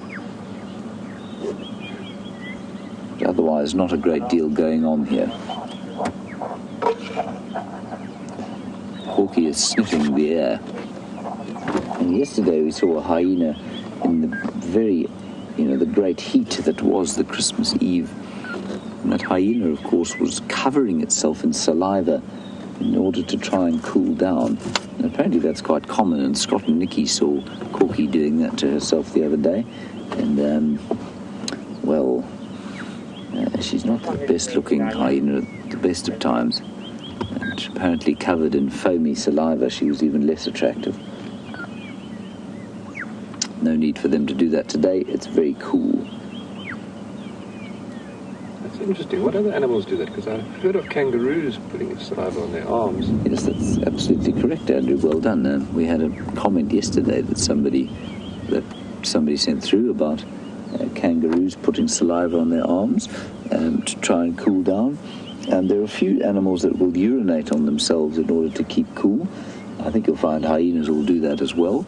And certainly we've seen hyenas urinating on the floor and then lying in that. And the birds do it quite a lot. They'll urinate and defecate on their legs to try and keep cool. I've definitely never seen any of the cats, though, covering themselves. Here we go. Ooh, interesting. So apparently also yesterday at Gallagher Waterhole,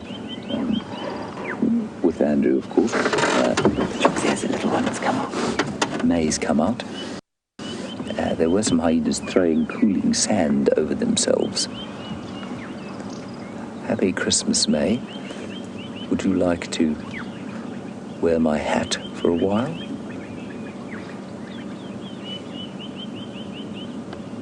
But certainly none of the cats that I know of, or any of the other dogs, will cover themselves in saliva.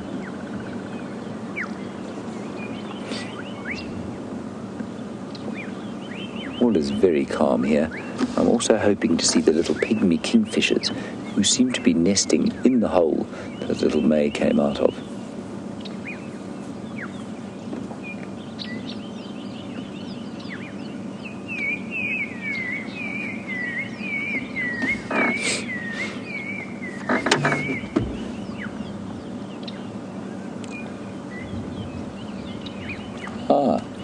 Thank you, Lynn, for your update. You say there were 2 hyenas on the Juma Dam Cam about 45 minutes ago.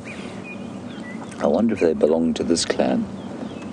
I was telling Tristan, who comes from Simbambili, the other night that we have this amazing den with 3 generations here. And he said on Simbambili there's a huge clan of about 35. And they have 4 active dens going. I felt a bit humbled by that. I suppose it's quite good that we don't have 4 dens. We wouldn't know where to look.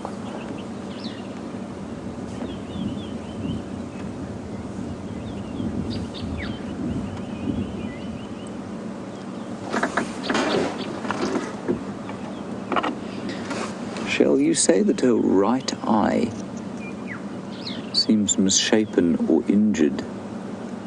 I think that's just wear and tear, Shell. If you look at her face, the whole face looks like it has been sort of run over by a combine harvester. And it's just because she's a bit of a fighter, obviously.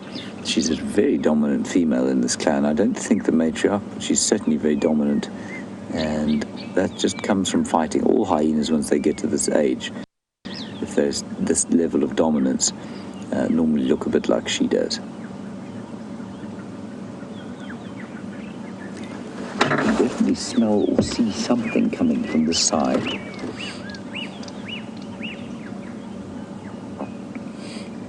And look at the dust coming out of the mound.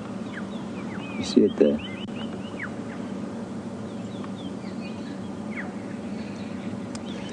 Now, Barbara, you want to know what month what months winter comes in Africa.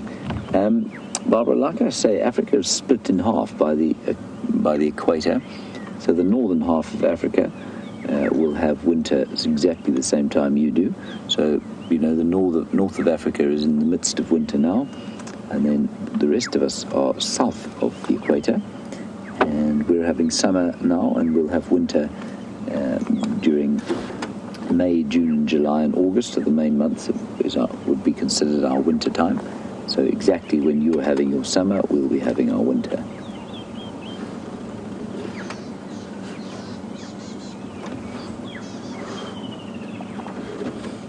I think we'll sit here for a little while. We won't probably spend too long here unless the little baby comes out.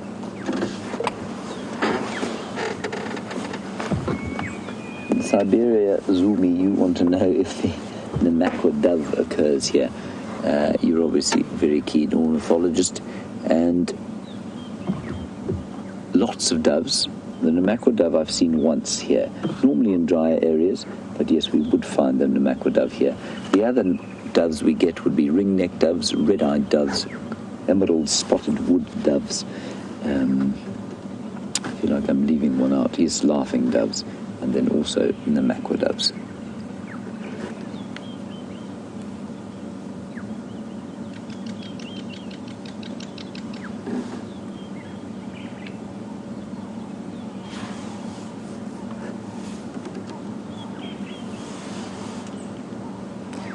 Natasha, you're absolutely right. You say Corky has got a lot of history etched onto her face. She sure does. Lots of stories to tell. Does Corky have? I'm sure she tells many to her little cubs during the course of the evening.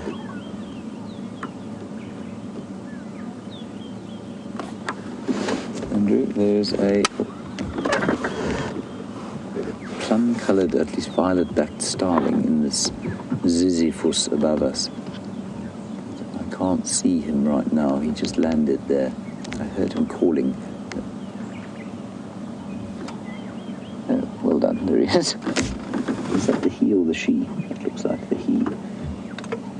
Now, Mrs. Plum-coloured starling, of course, a very drab bird.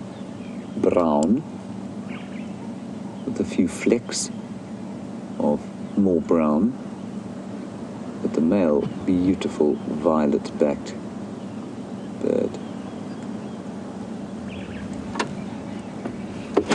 That's him.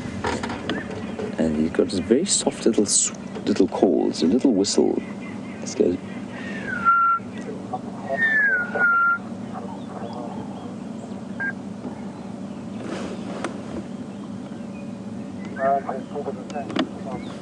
Very interested as to what on earth she's looking at.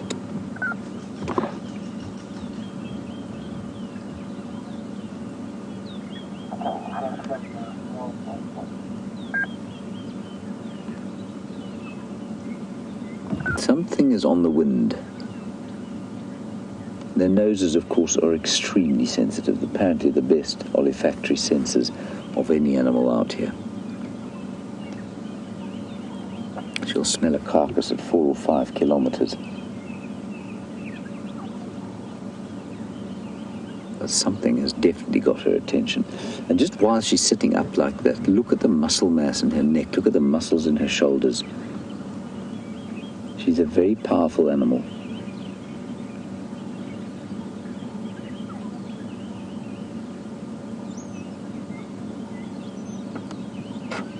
I can hear one of the cubs calling from inside the den.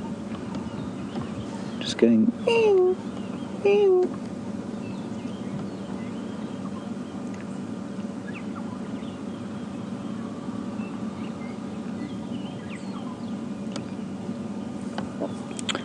Now, Lynn in Michigan, you were obviously around 2 weeks ago when there was a great hyena conflagration and one young female had her foot almost ripped off and one of her ears actually ripped off, and you want to know if we've seen her again. Lynn, we haven't seen hide nor hair of her, and I think we can probably safely say that she has shaken off this mortal coil. it's highly unlikely that she would have survived this long. It seemed to be an inter-clan fight. Very bizarre thing to see, especially as at least intra-clan fight. It seemed that the hyena that was attacked was part of the clan, I think.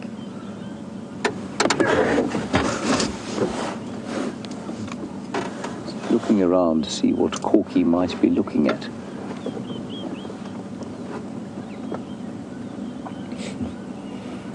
Anna Marie, I agree with you completely. You say how interesting it would be if the animals could tell us their life stories. I think the big key about that is that we would, I think some of the theories that we've come up with to try and interpret the behavior that we see would be shown up to be complete nonsense.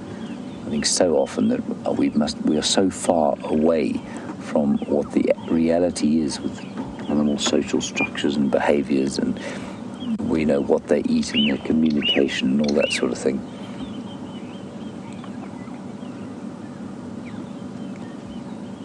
I'm just also listening out for the pygmy kingfisher that is nesting here. I haven't seen them today. I did hear one calling. Very sort of gentle whistling noise as well. Like a whistling rattle. There. That's one calling there. Psst, psst, psst, psst, psst.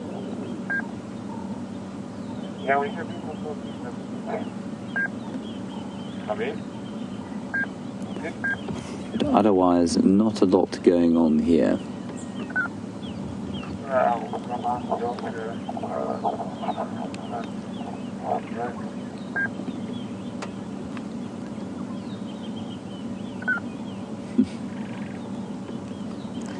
Yeah, Ashley on Twitter, you're absolutely correct. You say you watched a documentary with Kevin Richards in it recently, and you were shocked at the size of them.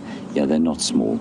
And that hyena that we're looking at now is a big female. She probably weighs 70 to 75 kilograms, and that in pounds is about 180 pounds, 190 pounds. She's a big animal.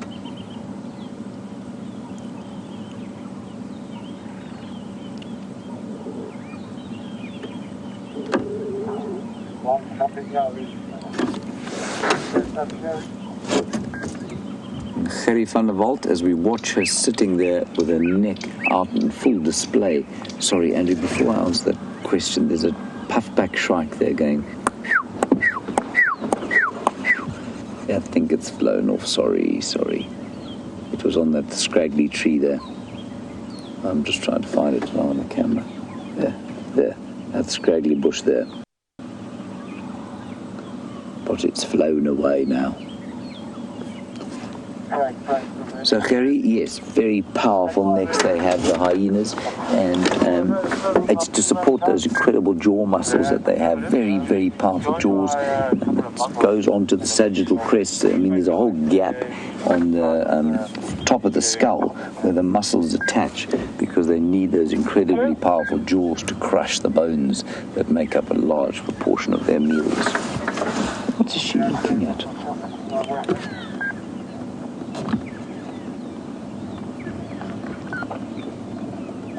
Something's really got her attention. It might be Andrew's aftershave. Except you haven't shaved.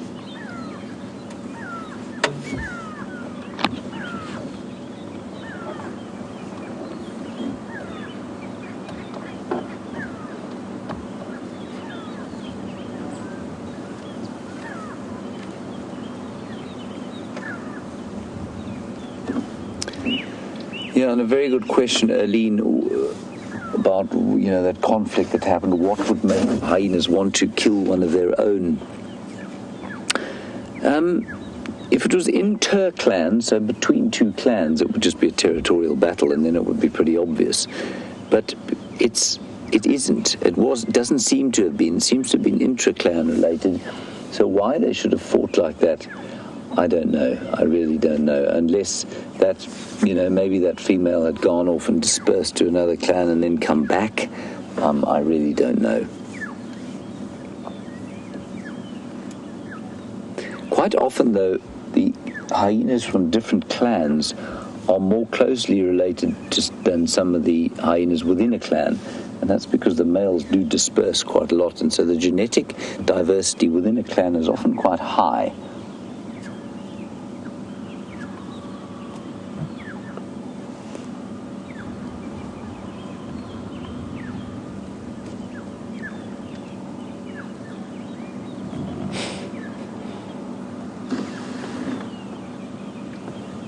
And a comment from Angie on Twitter that perhaps Corky is just watching out for Santa paws. Thank you, Angie. She might be. All right, I think we're going to leave this hyena here. She's not doing a great deal. She doesn't seem to be about to call her cubs out, her twins. It was very unfair of her not to give us a Christmas gift of a view of her twins. So let's head out and see what else we can find. Let's head across to Brent while we drive out of here. And Brent's, the hat that he's got for us, while very kind, they cost him 11 Rand each. Now that means that that's the equivalent of about 80 US cents, about 20 pence in Britain, and the result of that is that they're very scratchy and will probably result in a severe rash on my balding head at the end of the drive. Let's head across to Brent. I will see you shortly.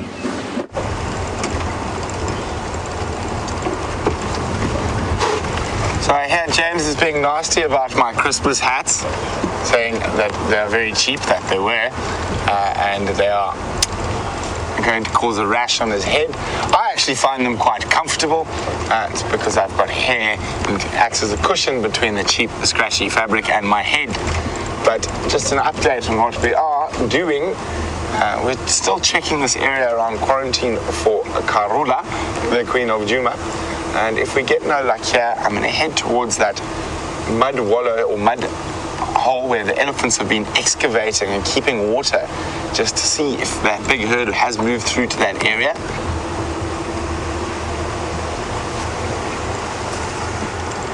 No tracks of Karula coming out of the block yet.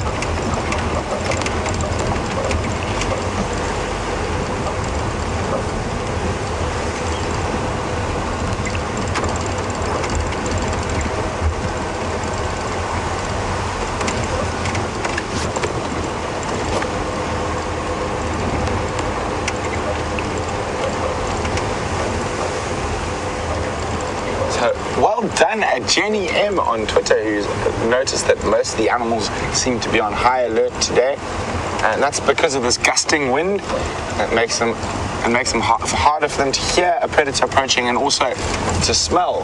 And also with the gusting wind, they'll get sort of chance smell of a predator and then nothing. So it does get them on a little bit of a high alert.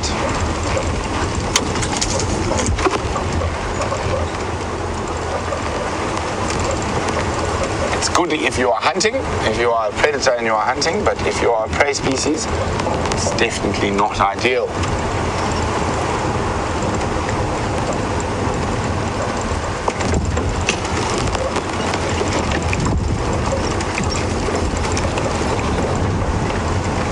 At the moment, the only tracks I'm seeing are of elephants, and I think it's of the same herd we saw earlier.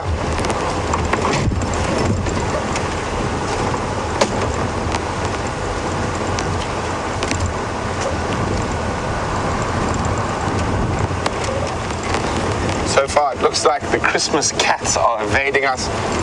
Hopefully, if they do not show on the sunrise safari, we'll get some luck on the sunset safari.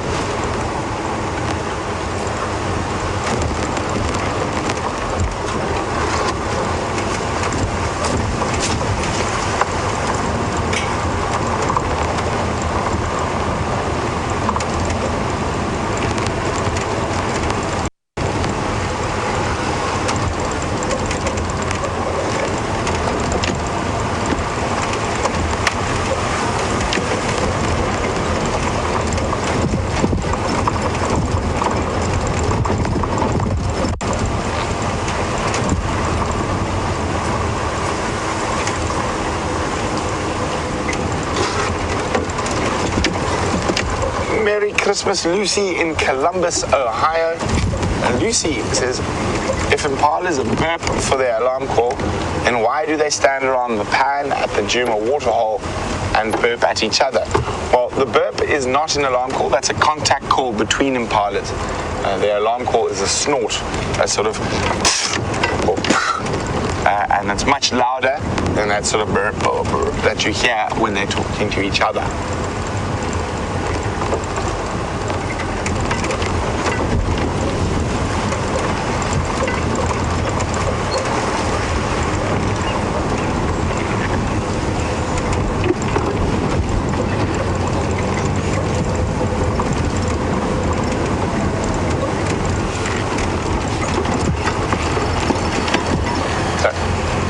Since it is Christmas, Ravi in New York would like to know what are my favorite Christmas memories.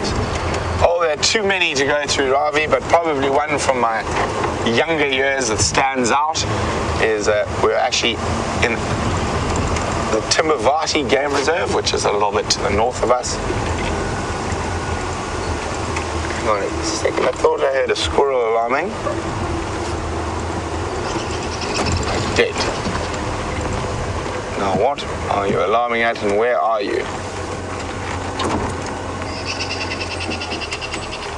Squirrel is there.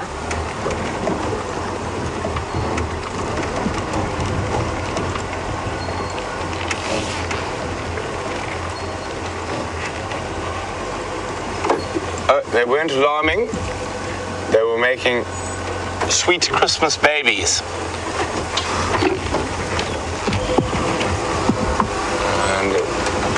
Looks like they're about to attempt to make another sweet Christmas baby. The other squirrel has gone around the other side of the tree.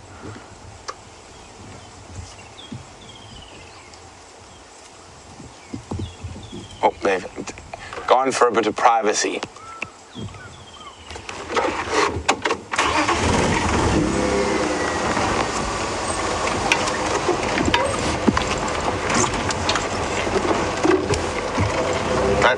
So back to Ravi and my story. As I said, we're staying in the Timbavati Game Reserve, which is a bit north of us. And my parents used to have great trouble getting my younger brother and myself to bed. I, of course, was going to track and find Father Christmas, even at that age, and I had already set a plan on how to discover him, and I had a handheld spotlight at the ready. And my parents were obviously needing to prepare for the next morning. So we had, all of a sudden, a couple of hyena ran down the riverbed in front of the house, whooping incessantly and very loudly. And my dad came up with a cunning plan, and he said, if you boys don't see those hyena chasing Father Christmas because they've been naughty and they're not getting any presents and they're begging from him so if you guys don't go to bed, you're not going to get any Christmas presents in the morning. So that is how he convinced us that we should go to sleep. Hang on. I think it's just an impala being city. I just saw it running at really high speed. Monkeys on the ground, so definitely no predator. Yeah. Let's try have a look. Oh, monkeys everywhere. And they are now running away from us because I came in a bit hot because I thought that impala might have a wild dog behind it the way it was running. See if we can find those monkeys again.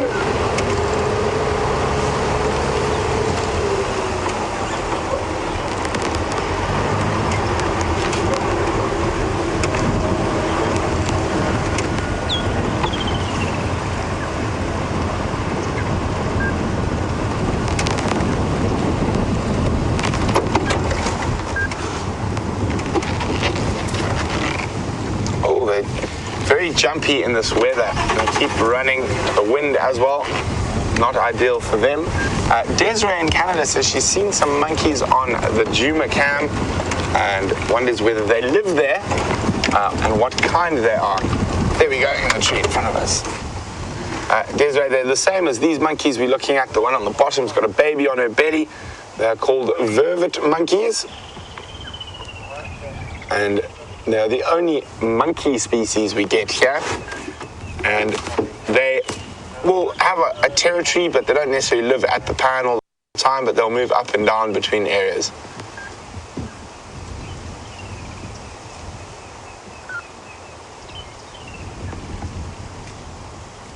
You can see little baby attached to her belly and travel around with her for quite some time while it's still very small. You can see how that little baby grips on.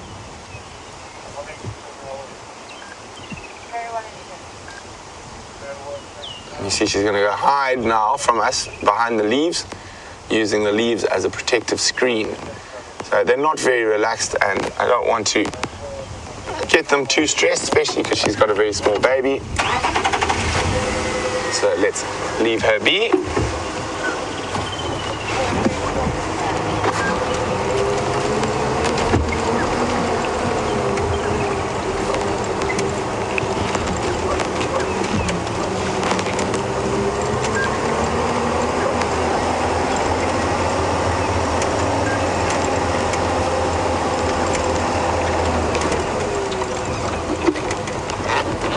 So we're going to head down towards the treehouse waterhole, see if anything's happening there.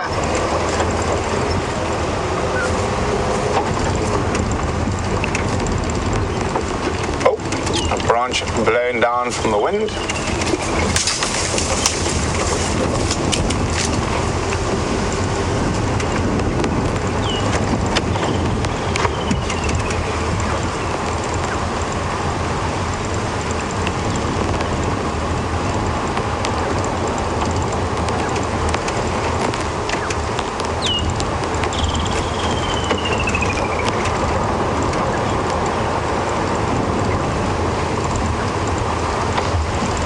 Let's go across to James, who's got another one I'm sure is on your Christmas wish list.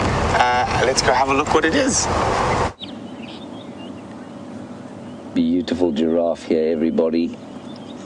We are filming him on the VR rig at the moment, and he's just having a drink. Look at his legs. They're doing a kind of giraffe splits. And he's being very confiding about this whole business because he's standing pretty close to us. You know, very, very vulnerable on giraffe when they drink. Now let's count. 1, 2, 3, 4, 5, 6, 7, 8, 9, 10. Very seldom do they drink for longer than 10 seconds at a time because of the incredible pressure that builds up in the head when they put their heads below the heart. That's because the heart is so large, because it must pump all of that blood up into the brain, up that huge neck. And Naha, you say you wanted a Christmas giraffe. Well, here he is for you. The heart is in there, of course, and it must pump all the way up that neck, which, despite its length,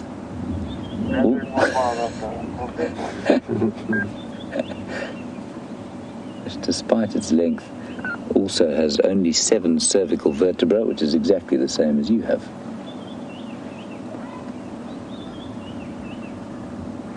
This is wonderful. We do not often see this at all.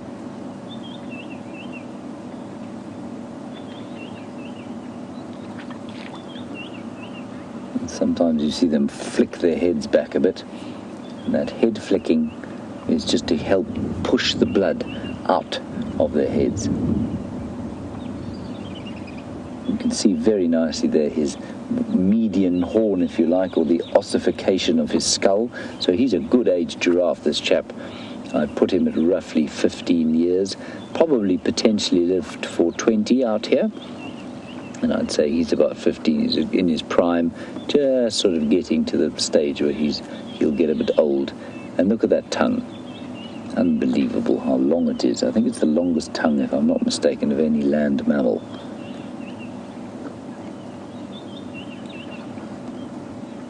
A nice view also there of the baldness on the top of his ossicones or horns. And that's from fighting with other giraffe.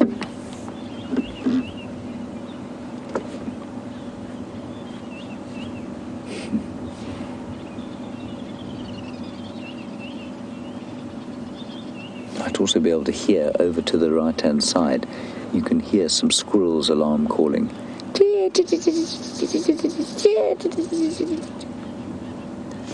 And I wonder, this is a roundabout where Karula, the 11-year-old queen of Juma, the leopard, was found yesterday. She was found just the other side over there, and I wonder if she isn't around here. I've just come down from the north on that track that goes through to Manialeti borders. Very good way to go. I'm just turning down the game drive radio. They have a sighting on Buffels Hook of some lions. I definitely think it's going to be worth taking a little gander in the bushes here. We might just sit here for a while and see if Karula doesn't pop out.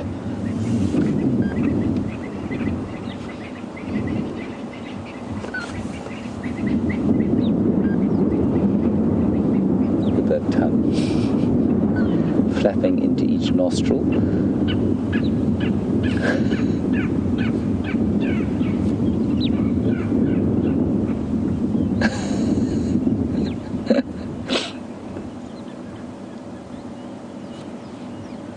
Now watched him do the splits now. It's just incredible. Look at that.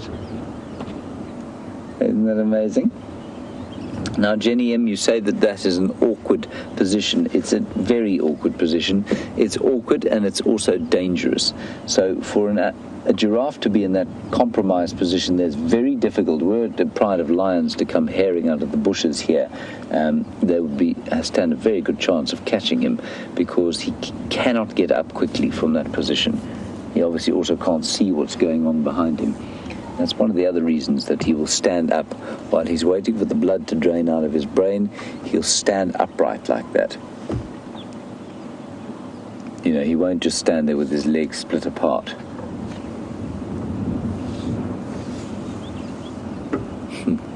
And Angie, you say your knees hurt just watching him. I know exactly what you mean.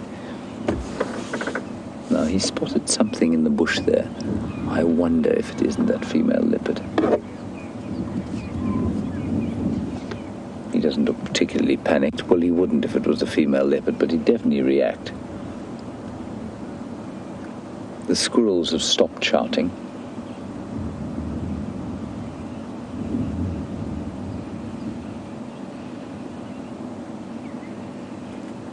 I'm going to look with my binoculars.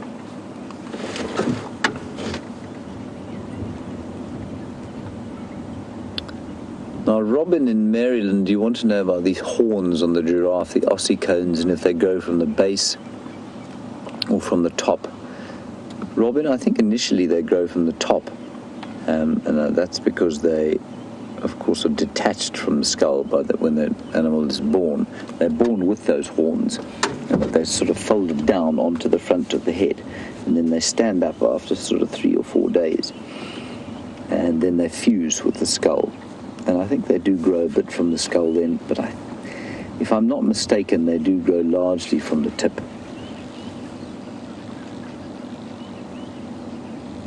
But I might be wrong there.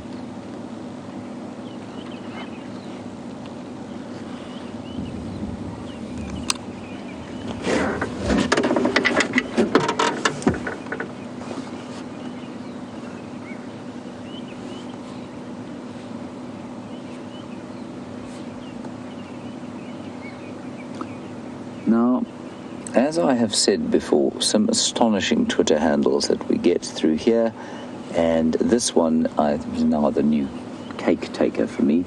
Wolfman's Got Nads. Wolfman's Got Nads, you want to know? Oh, it's Nards. Wolfman's Got Nards. Any idea what a nard is, Andrew? No. Wolfman's Got Nards. You want to know if giraffe are related to deer because they have horns? No, they're not, Wolfman. The similarity, I suppose, would be that they're both ruminants, which means that they both re-chew their food, just like a cow would, so that they eat their first meal, they chew it a bit, goes down into the first chamber of the stomach, then they regurgitate it and chew it later. She's definitely seen something down there. I'm going to keep a very steady eye. I wonder if it isn't a hyena or maybe Karula. So they are not related to deer, other than that, really. Their horns are very different from a deer's antlers. Antlers, of course, will fall off each year, and the antlers or the horns of a giraffe never fall off. Thank you. Wolfman's got nards. Perhaps you could tell us what a nard is.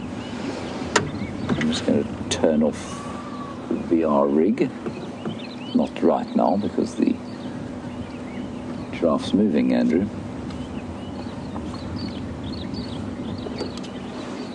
Lois, you want to know, I think it's a good question, if giraffe ever get dizzy when they come up from drinking. I think that's a very good question. I think they probably do, you know. They kind of lift their heads and then they stand and they look a little bit sort of shocked for a while, and then they kind of look a bit more like they're okay. It's probably a slight dizziness. I doubt it's enormously dizzy.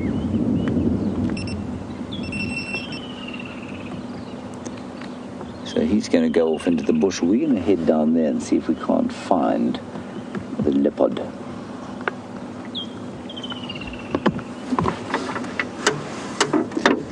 So Mike in Tampa, Florida, while this giraffe disappears, you say you've been lucky enough to hand feed a giraffe. I'm sure that was an amazing experience.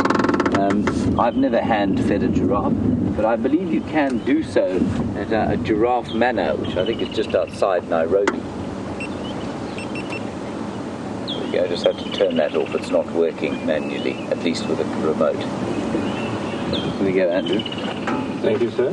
One does what one can. And the audio, please. And the audio off. Thank you. There we go. Anything else you'd like me to do? Perhaps serve you a cup of tea and make you some porridge.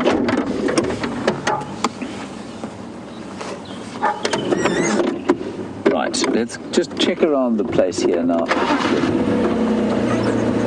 I can also hear the general manager's dogs giving a little bit of a bark through there. They bark when they see predators.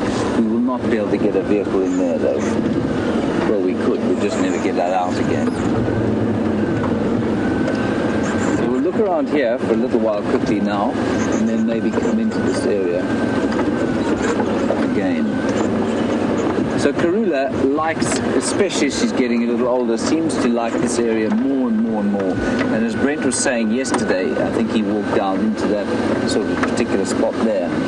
There are 3 or 4 drainage lines that make it almost impossible to get a vehicle into. And I wonder if she doesn't know that. I wonder if that is why she's spending more time around here.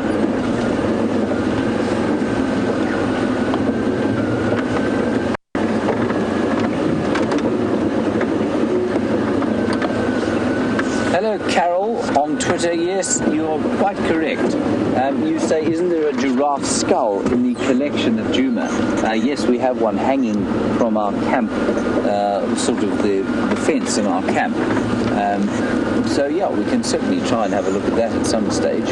You do see the ossicones quite nicely, and you can see quite nicely that median horn, the calcification of the skull that occurs when the bulls fight with each other. Watch quite carefully for tracks here.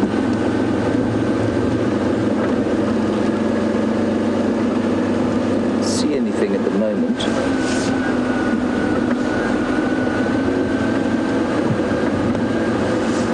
Oh, by the way, my Christmas hat was replaced, of course, because I was doing the virtual reality stuff. And there's no reason for my Christmas hat not to be on, especially when it's covering my bald spots.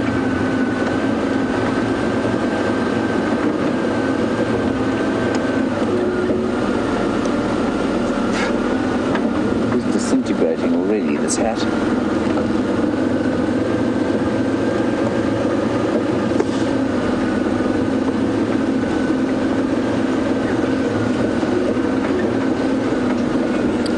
Yeah, now you see, this is what I thought. Shamrock, you sent through a mail saying that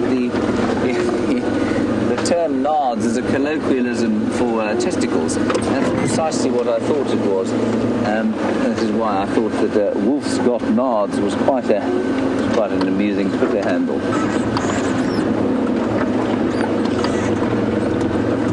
We'll call you WGN, I think, from now on, and lovely to hear from you.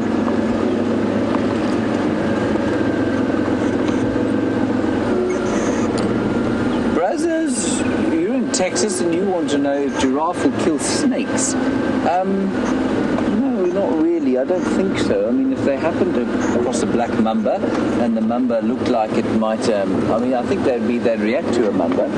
And if the mamba didn't back off, they might try and stamp on it, yes. But they certainly wouldn't actively go after killing snakes, no. None of the animals out here are particularly fond of snakes.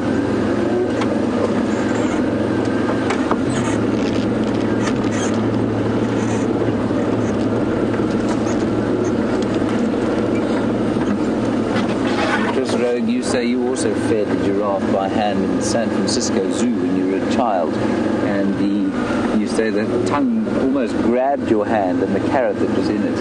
That must have been very frightening for a wee girl.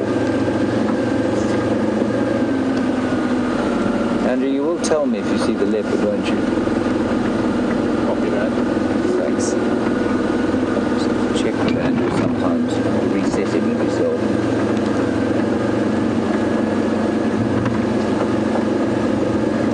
I don't see any pug marks from the leopard though in this area.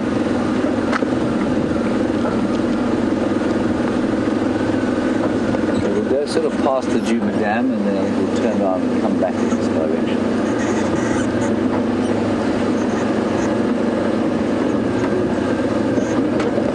Right, let's head across to Brent, who is with the main beneficiaries of the lion absence at Juma at the moment. We'll see you shortly.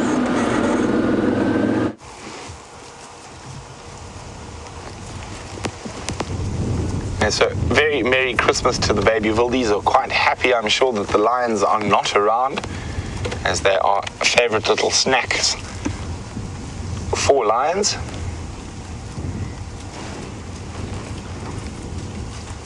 You see, nice cool morning. Oh, a little bit of argy-bargy. You know, really see on some of the little wildies the horns starting to break through the surface of the skin on their head.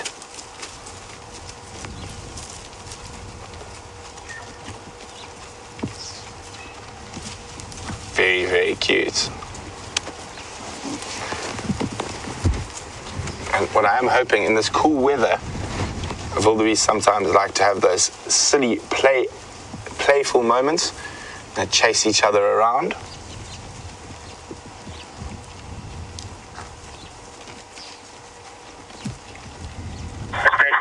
They are such funny-looking animals.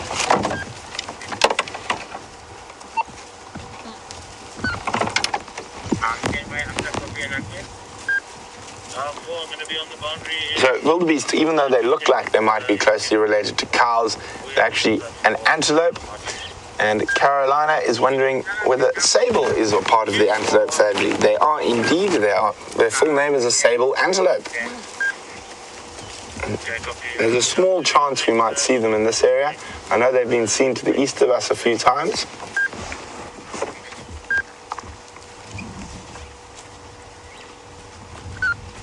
The wildebeest being quite quiet this morning. None of that nyeh, nyeh.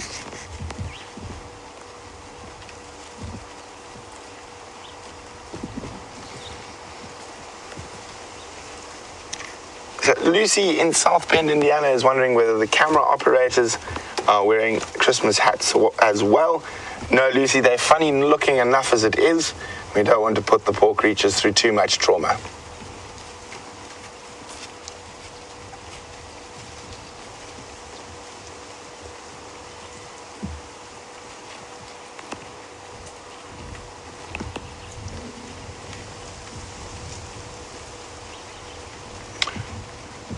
Penny Pine would like to know whether James will be singing everyone a Christmas song. I'm afraid you're going to have to ask James that. I I've been encouraging him to release a Christmas album, but he's not too keen.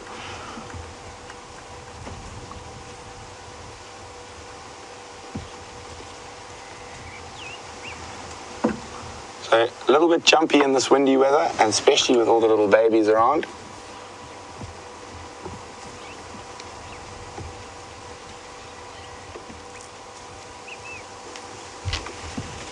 And you can see a little bit jumpy.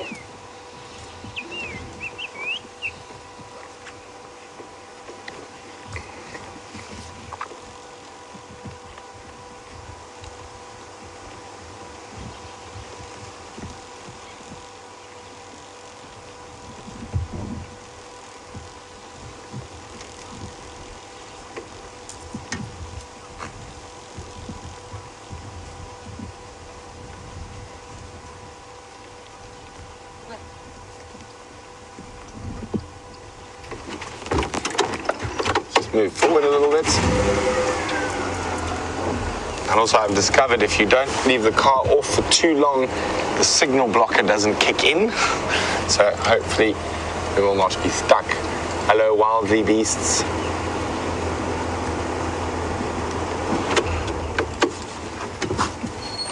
To you too. You can see that's windy weather, quite jumpy. What are you snorting at now? Not us, or you're just snorting for the sake of snorting.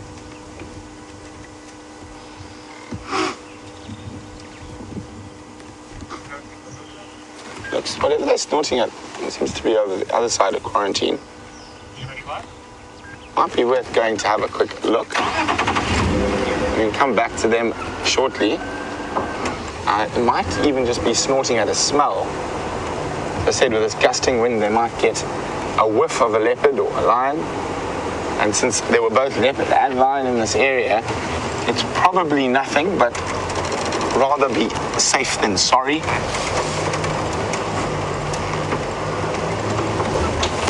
Probably smelling some lion dung or leopard dung from last night. So it was a half-hearted snort, but when it's quiet, it's very important to follow up on any little lead.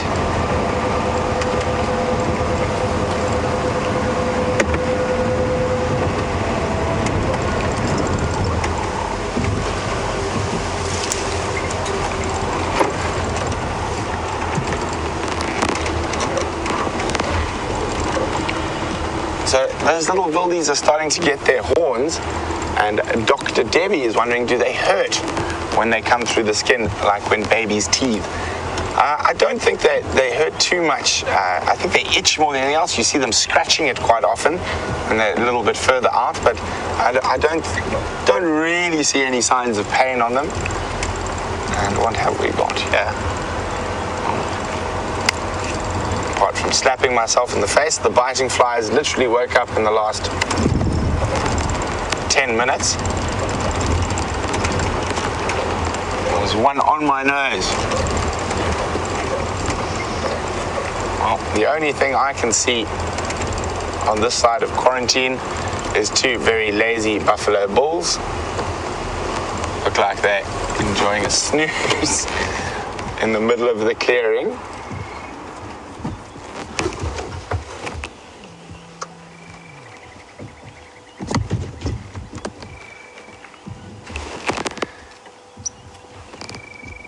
There we go, lazy buffalo bulls.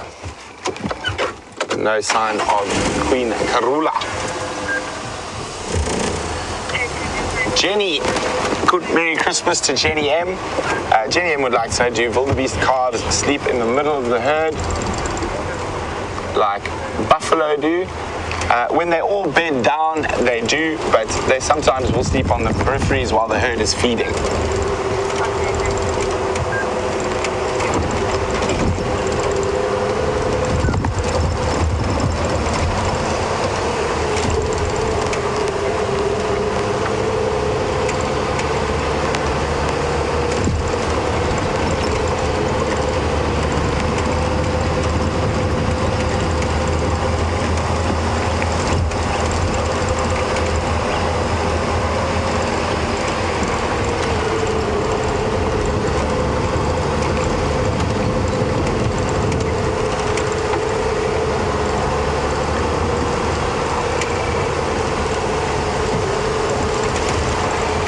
Gary would like to know which is larger, tree squirrels or dwarf mongoose. I would probably say the tree squirrel is slightly larger, definitely longer, but I definitely think a tree squirrel would be slightly larger.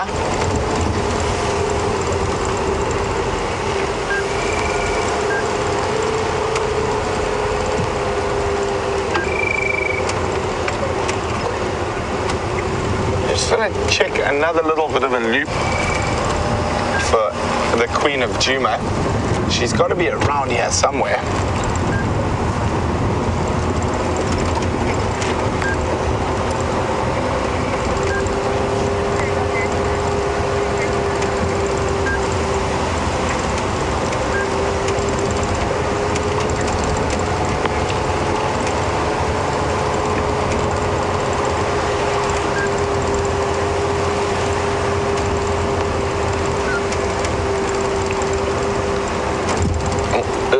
In Washington, Merry Christmas, Lyle has wondered, have I ever accidentally hit the horn? I have, and he's wondering what would the animals do.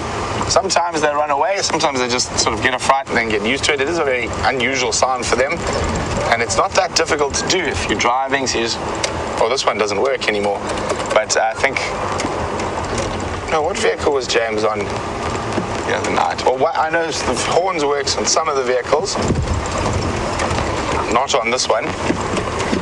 Or it might start working. Quite often there's lots of loose connections on these vehicles from rattling around.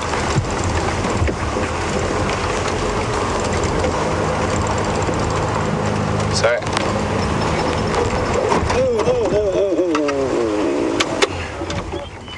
let's get a safety quickly. There we go. Look at that. That's a plum-colored starling or an amethyst. Or violet-backed starling. It's got a few names. Probably the brightest birds we've got out here. Oh, off it goes. Let's try and get a bit forward. So that's the male who gets this wonderful color during the breeding season. And during the winter months, he becomes as drab as the lady. And if we look carefully around, we might spot the lady as well. But there's the male eating white berry bush.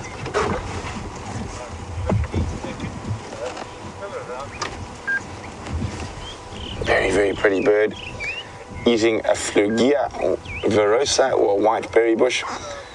And I think the fruit's a little bit too green for me just yet, and it almost looks too green for him because he discards some of the ones that he's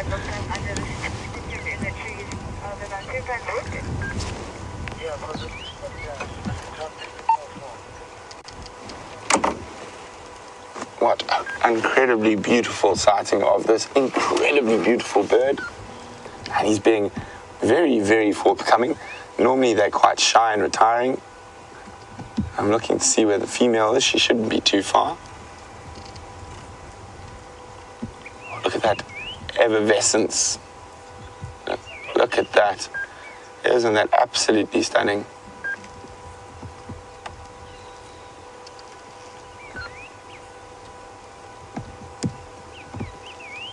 Beautiful, beautiful bird.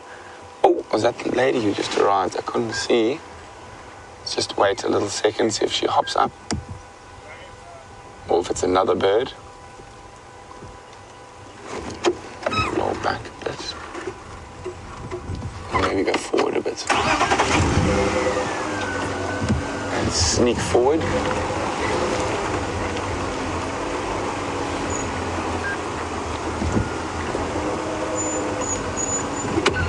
Really see. Oh, look, there comes.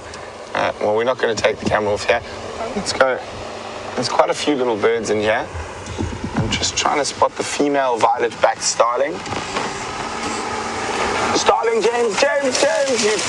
Starling, gone. Violet-backed starling, gone. Sorry, we've seen one of those already. Oh.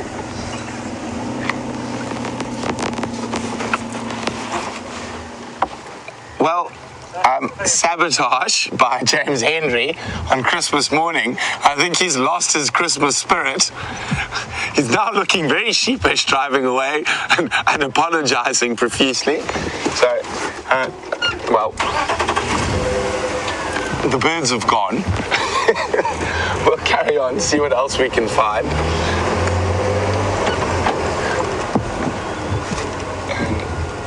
There we go. There's another bird on the branch there that James didn't manage to nearly run over. Oh, off it went. It's a red-billed buffalo weaver, but a juvenile that doesn't have that red bill yet.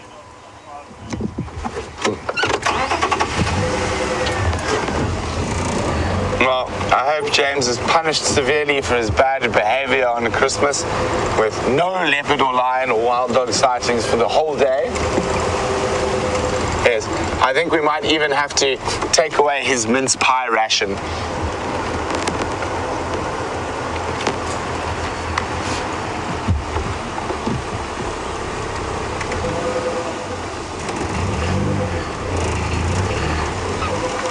There are the last tracks we know of Karula heading up for Yatela access. We can't find where she's gone from here. So I'm going to try and check very carefully again. They're going to be quite difficult to see in this light. And there's also tracks of a male leopard here as well, but I'm not going to try to show you. We're not going to be able to see them. It's quite difficult. But I'm just going to keep checking this area and maybe check Aubrey's Road. I don't think anyone's checked Aubrey's yet this morning.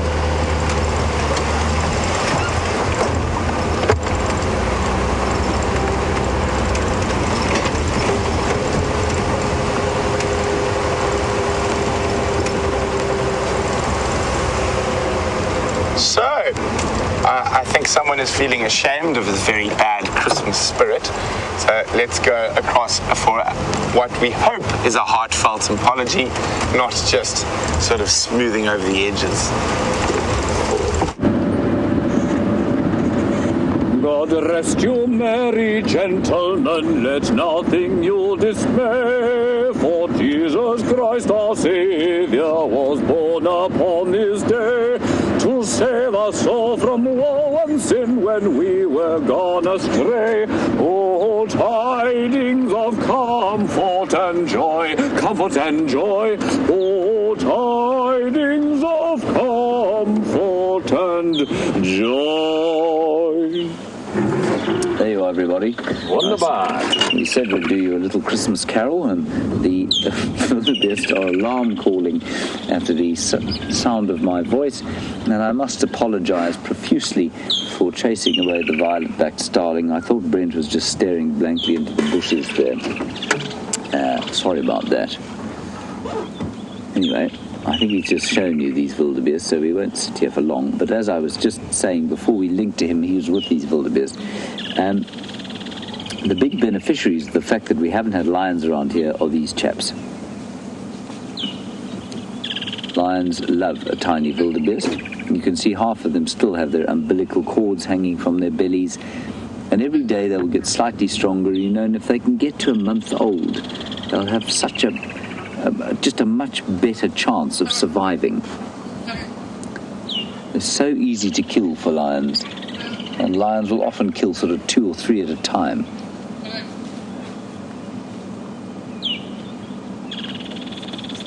And apparently Brent said that the little horns are already starting to erupt. I mean, that's unbelievable. That's just a few, I mean, they're what? Some of them barely 2 weeks old.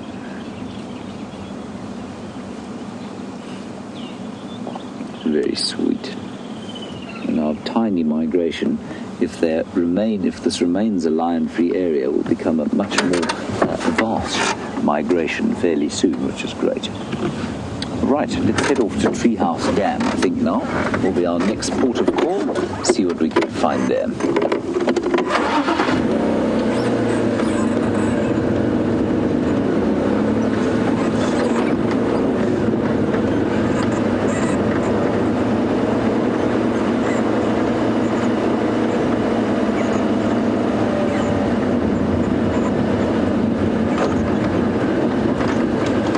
Yuma in Arizona, you were curious to know whether Brent and I exchanged gifts this morning when we were watching. We we're sort of sharing a gift, really. Oh, look at this beautiful bird. It's a batalier. And you can see the clouds starting to break up a bit. And there's a batalier enjoying a bit of the heat. It's now coming off the ground using the thermals. So juvenile batalier, beautiful.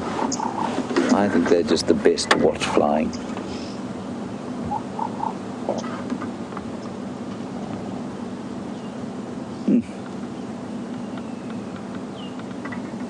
Beautiful bird.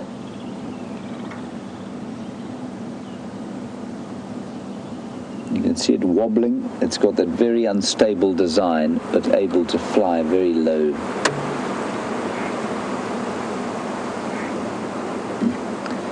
Chris Rogue, you say Brent is going to give me a lump of coal for breakfast, or for Christmas. I think he might after that Starling incident. You should have seen the look that Tebs gave us. Brent took it all in relatively good humour. Tebs looked like somebody had just kidnapped his family. Anyway, I will have to apologise to him when I get home. So no, Brent has not given me a gift. We sort of share. We've bought a nice bottle of malt, which we'll share over the next coming days, weeks.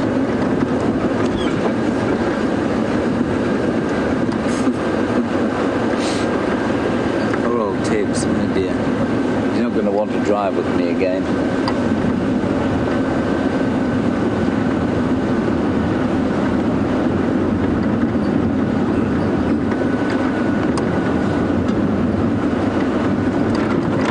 For your kind compliments on the thank yous for the Christmas carol.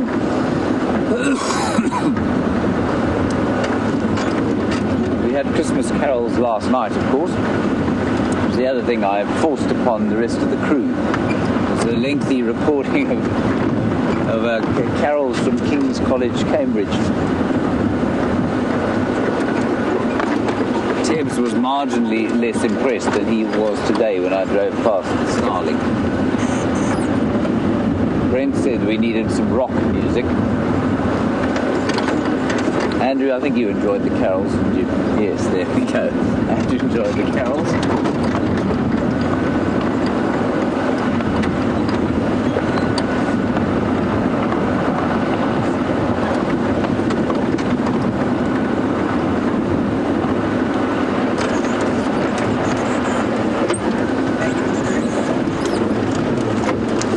Larry in California.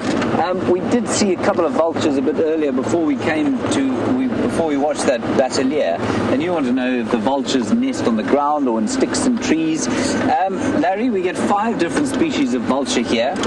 One of them, the Cape vulture, nests in cliff tops, so they go off into the mountains there and they nest in the cliffs, and then the others all nest in very kind of uncomfortable looking tree nests of sticks. Big sort of long thorny twigs is where they lay their eggs, but always in the tops of trees. Good question, thanks Larry.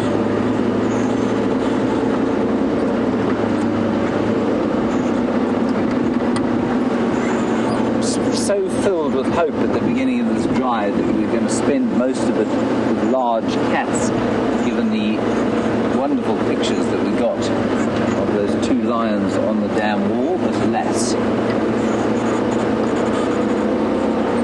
Anyway, it's been a very pleasant drive, nevertheless.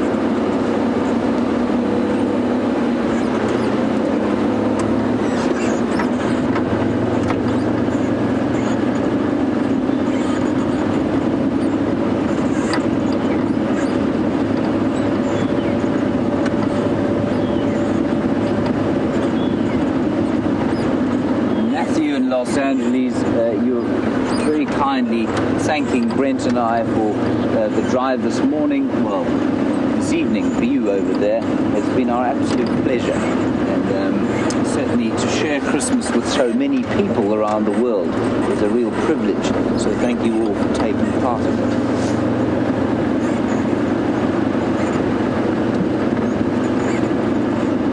I think there's another nest there.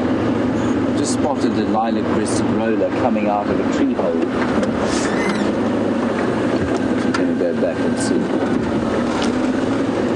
corolla. It's flown off now. Let's just have a look. I'll tell you what we'll do. I don't have quite the equipment that Scott does, but we might be able to look straight into that tree hole. Let's just have a look. The snake doesn't come out of it instead.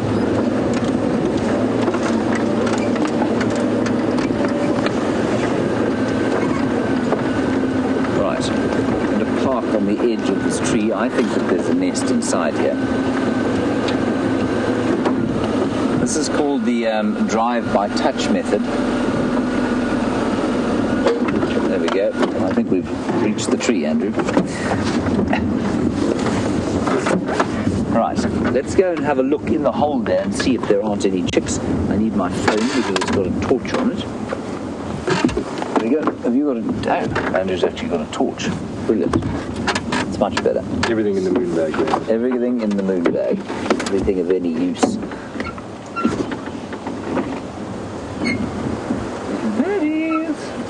Time. No, there isn't even a hole here. There's been some squirrel activity. They've eaten these marula nuts. What about the web? There's like a lot of webs on the left. Maybe it was doing something there. It was eating spiders out of the web, perhaps. Maybe. I think it may have just been sitting here. Hello? Hello? No response. Now, I was so excited because Scott Dyson, of course, finds nests around every corner. I've found 2 this season. 3, sorry. He's found about 48. Anyway, no nest there. Andrew, do you see how amazingly balanced and agile I am? There you are. And here is a marula nut. And the nuts, of course, are very delicious if you can extract the flesh. The flesh sits in these little sort of alien head holes that look like eyes. And the squirrels with their little rodent teeth are able to get the flesh out. But if you're a human being trying to get them out, it really is a sort of more effort than it's worth. Right, on we go.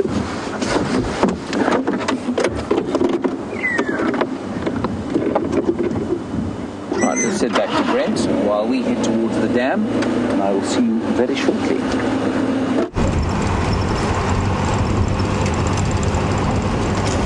So we last search for Karula, the Queen of Djuma.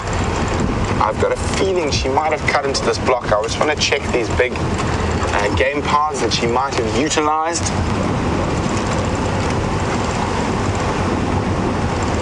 Even better still, find her sitting atop a termite mound.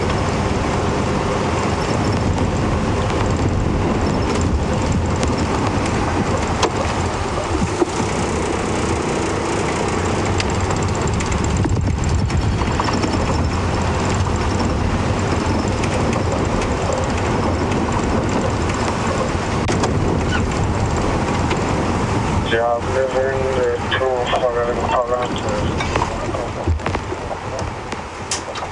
So the last tracks are probably about 400 meters down this road. We have been driven over already. So I want to check. There's some nice big game paths that come off here. See if she didn't utilize one of these.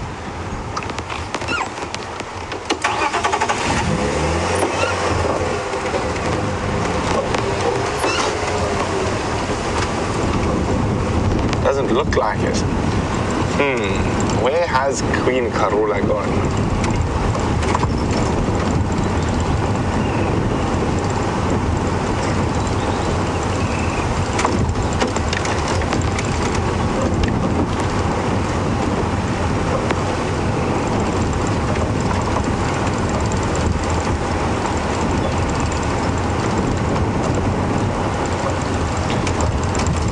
Tony in Holland is wondering, because the Birmingham boys have taken over an area so young, will they hold the area for longer than the normal 2 to 3 years?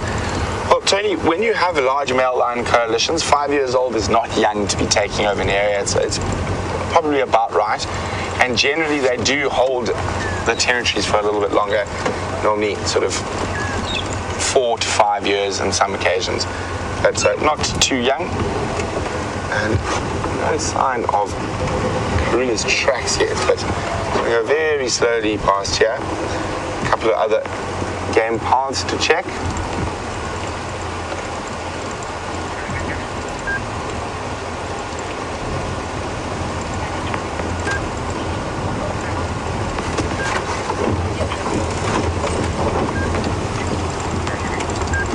Come on, gorilla. Make an appearance.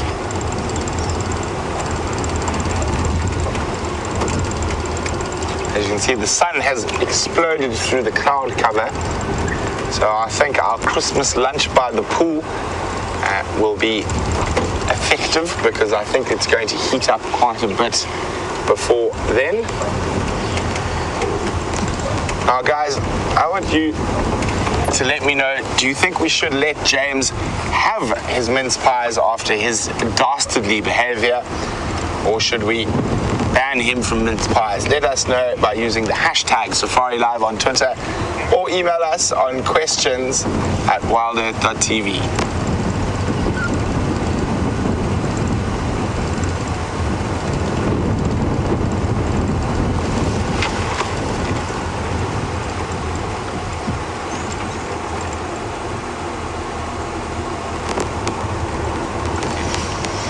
Where did she go?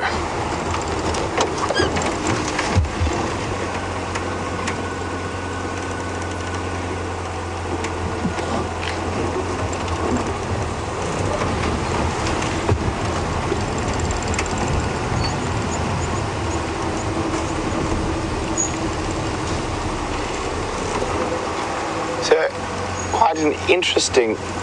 See, the elephants have walked over her tracks here, so they were definitely early in the evening last night, and that makes life very difficult to figure out where she's gone. But Penny Pine on Twitter would like to know, do the guides ever avoid wearing cologne or deodorant? Do the smells of that affect the animals? No, not really here, Penny, but if the only area where I've known it's been a big problem is when where I was working in the Central African rainforest, tracking unhabituated gorillas and chimpanzee. They were very sensitive to smells, sort of external smells, so we wouldn't wear any smelly stuff while trying to find them. Don't fly away. Another nice little bird. I'm just hoping it sits for a little bit longer. Top of the quarry there, Tibbs. And there we go. A little black-crowned chagra. You got him?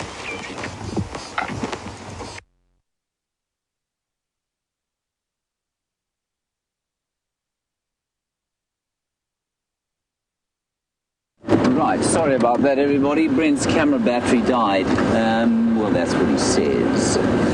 We are with you for the next few minutes. I think we've only got about 8 left. Now, I came down here to try and find a leopard orchid, which used to be, I'm pretty sure, in a dead tree standing over here. And maybe an elephant has pushed it over. I was hoping for a Christmas leopard orchid. Drive very slowly down here. See if we can't find it. I mean, it was hardly an unobvious tree.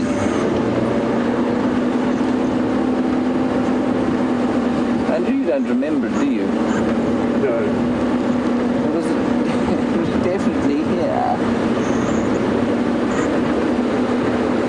Maybe I will spot another one. I think I did spot another one. Whether I can get into that tree or not is another matter.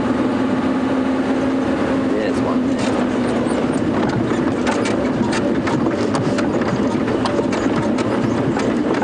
I'm pretty sure I can't get into this tree though. Not without doing myself a Christmas injury, and no one wants that. There we go, Andrew, can you see it?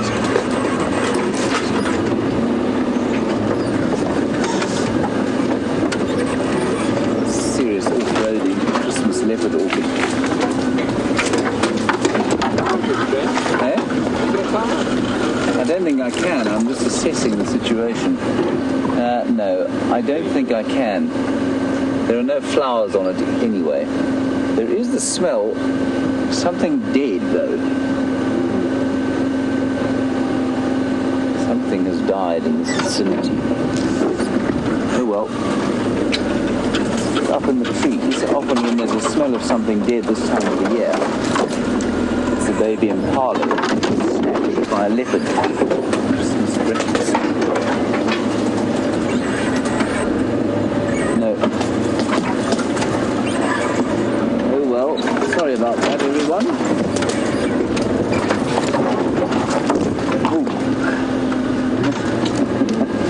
Sorry about that, Andrew. Right, oh dear. Reef, we might be stuck in here for days. Question about what my favourite Christmas memory is. I'm not really sure. I think I have so many very pleasant Christmas memories from family Christmases, so I don't know that I can pick out a favourite one. And probably not one that wouldn't make that would make any sense if you hadn't sort of been there. Right, that's it from me this morning. We're going to head back to Brent. He's managed to fix his battery. We'll put a new battery on the car. A big thank you to Andrew for your Christmas cheer this morning. Thank you, Andrew. And thanks to Louise, all on her own in the final control, doing a sterling job there. Thank you to my great pal Brent Leo Smith for the hat and for just general good cheer, and to Tebs, on the back of his vehicle, and to all of you, have a very merry, wonderful Christmas, and I hope you wake up, if it's not Christmas Day yet, I hope you wake up to great presents and a wonderful day. And for those of you for whom Christmas is probably finished in the Far East, I hope that you have a great Boxing Day. We will see you this afternoon. Bye-bye, keep well, and see you later.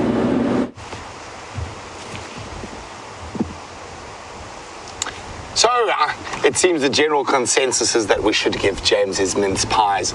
I agree, but we're going to make him sweat a little bit. And it has been fantastic being in the bush for Christmas with such great friends and having all of you along for the ride, the sunrise safari and yesterday's sunset safari. So, Tibbs, Lou, James, Andrew, and our visitor from afar, Lou's boyfriend Marcus. It's been wonderful having you all here, and hopefully on the sunset safari we might find a few Christmas cats. Karula's definitely around, so I'm sure James and I will definitely work quite hard to try find her. Weather, it's going to be interesting to see what it does during the day. I think it's going to clear up and heat up, so a good place to look for Karula would be around the water holes. And a big thank you to all of those who joined us on this sunrise safari on Christmas morning, and thank you for all your Merry Christmas wishes. We really do appreciate that, and a very big Wild Earth Merry Christmas to everyone out there. So from all of us here, we will see you in a few hours on the sunset safari.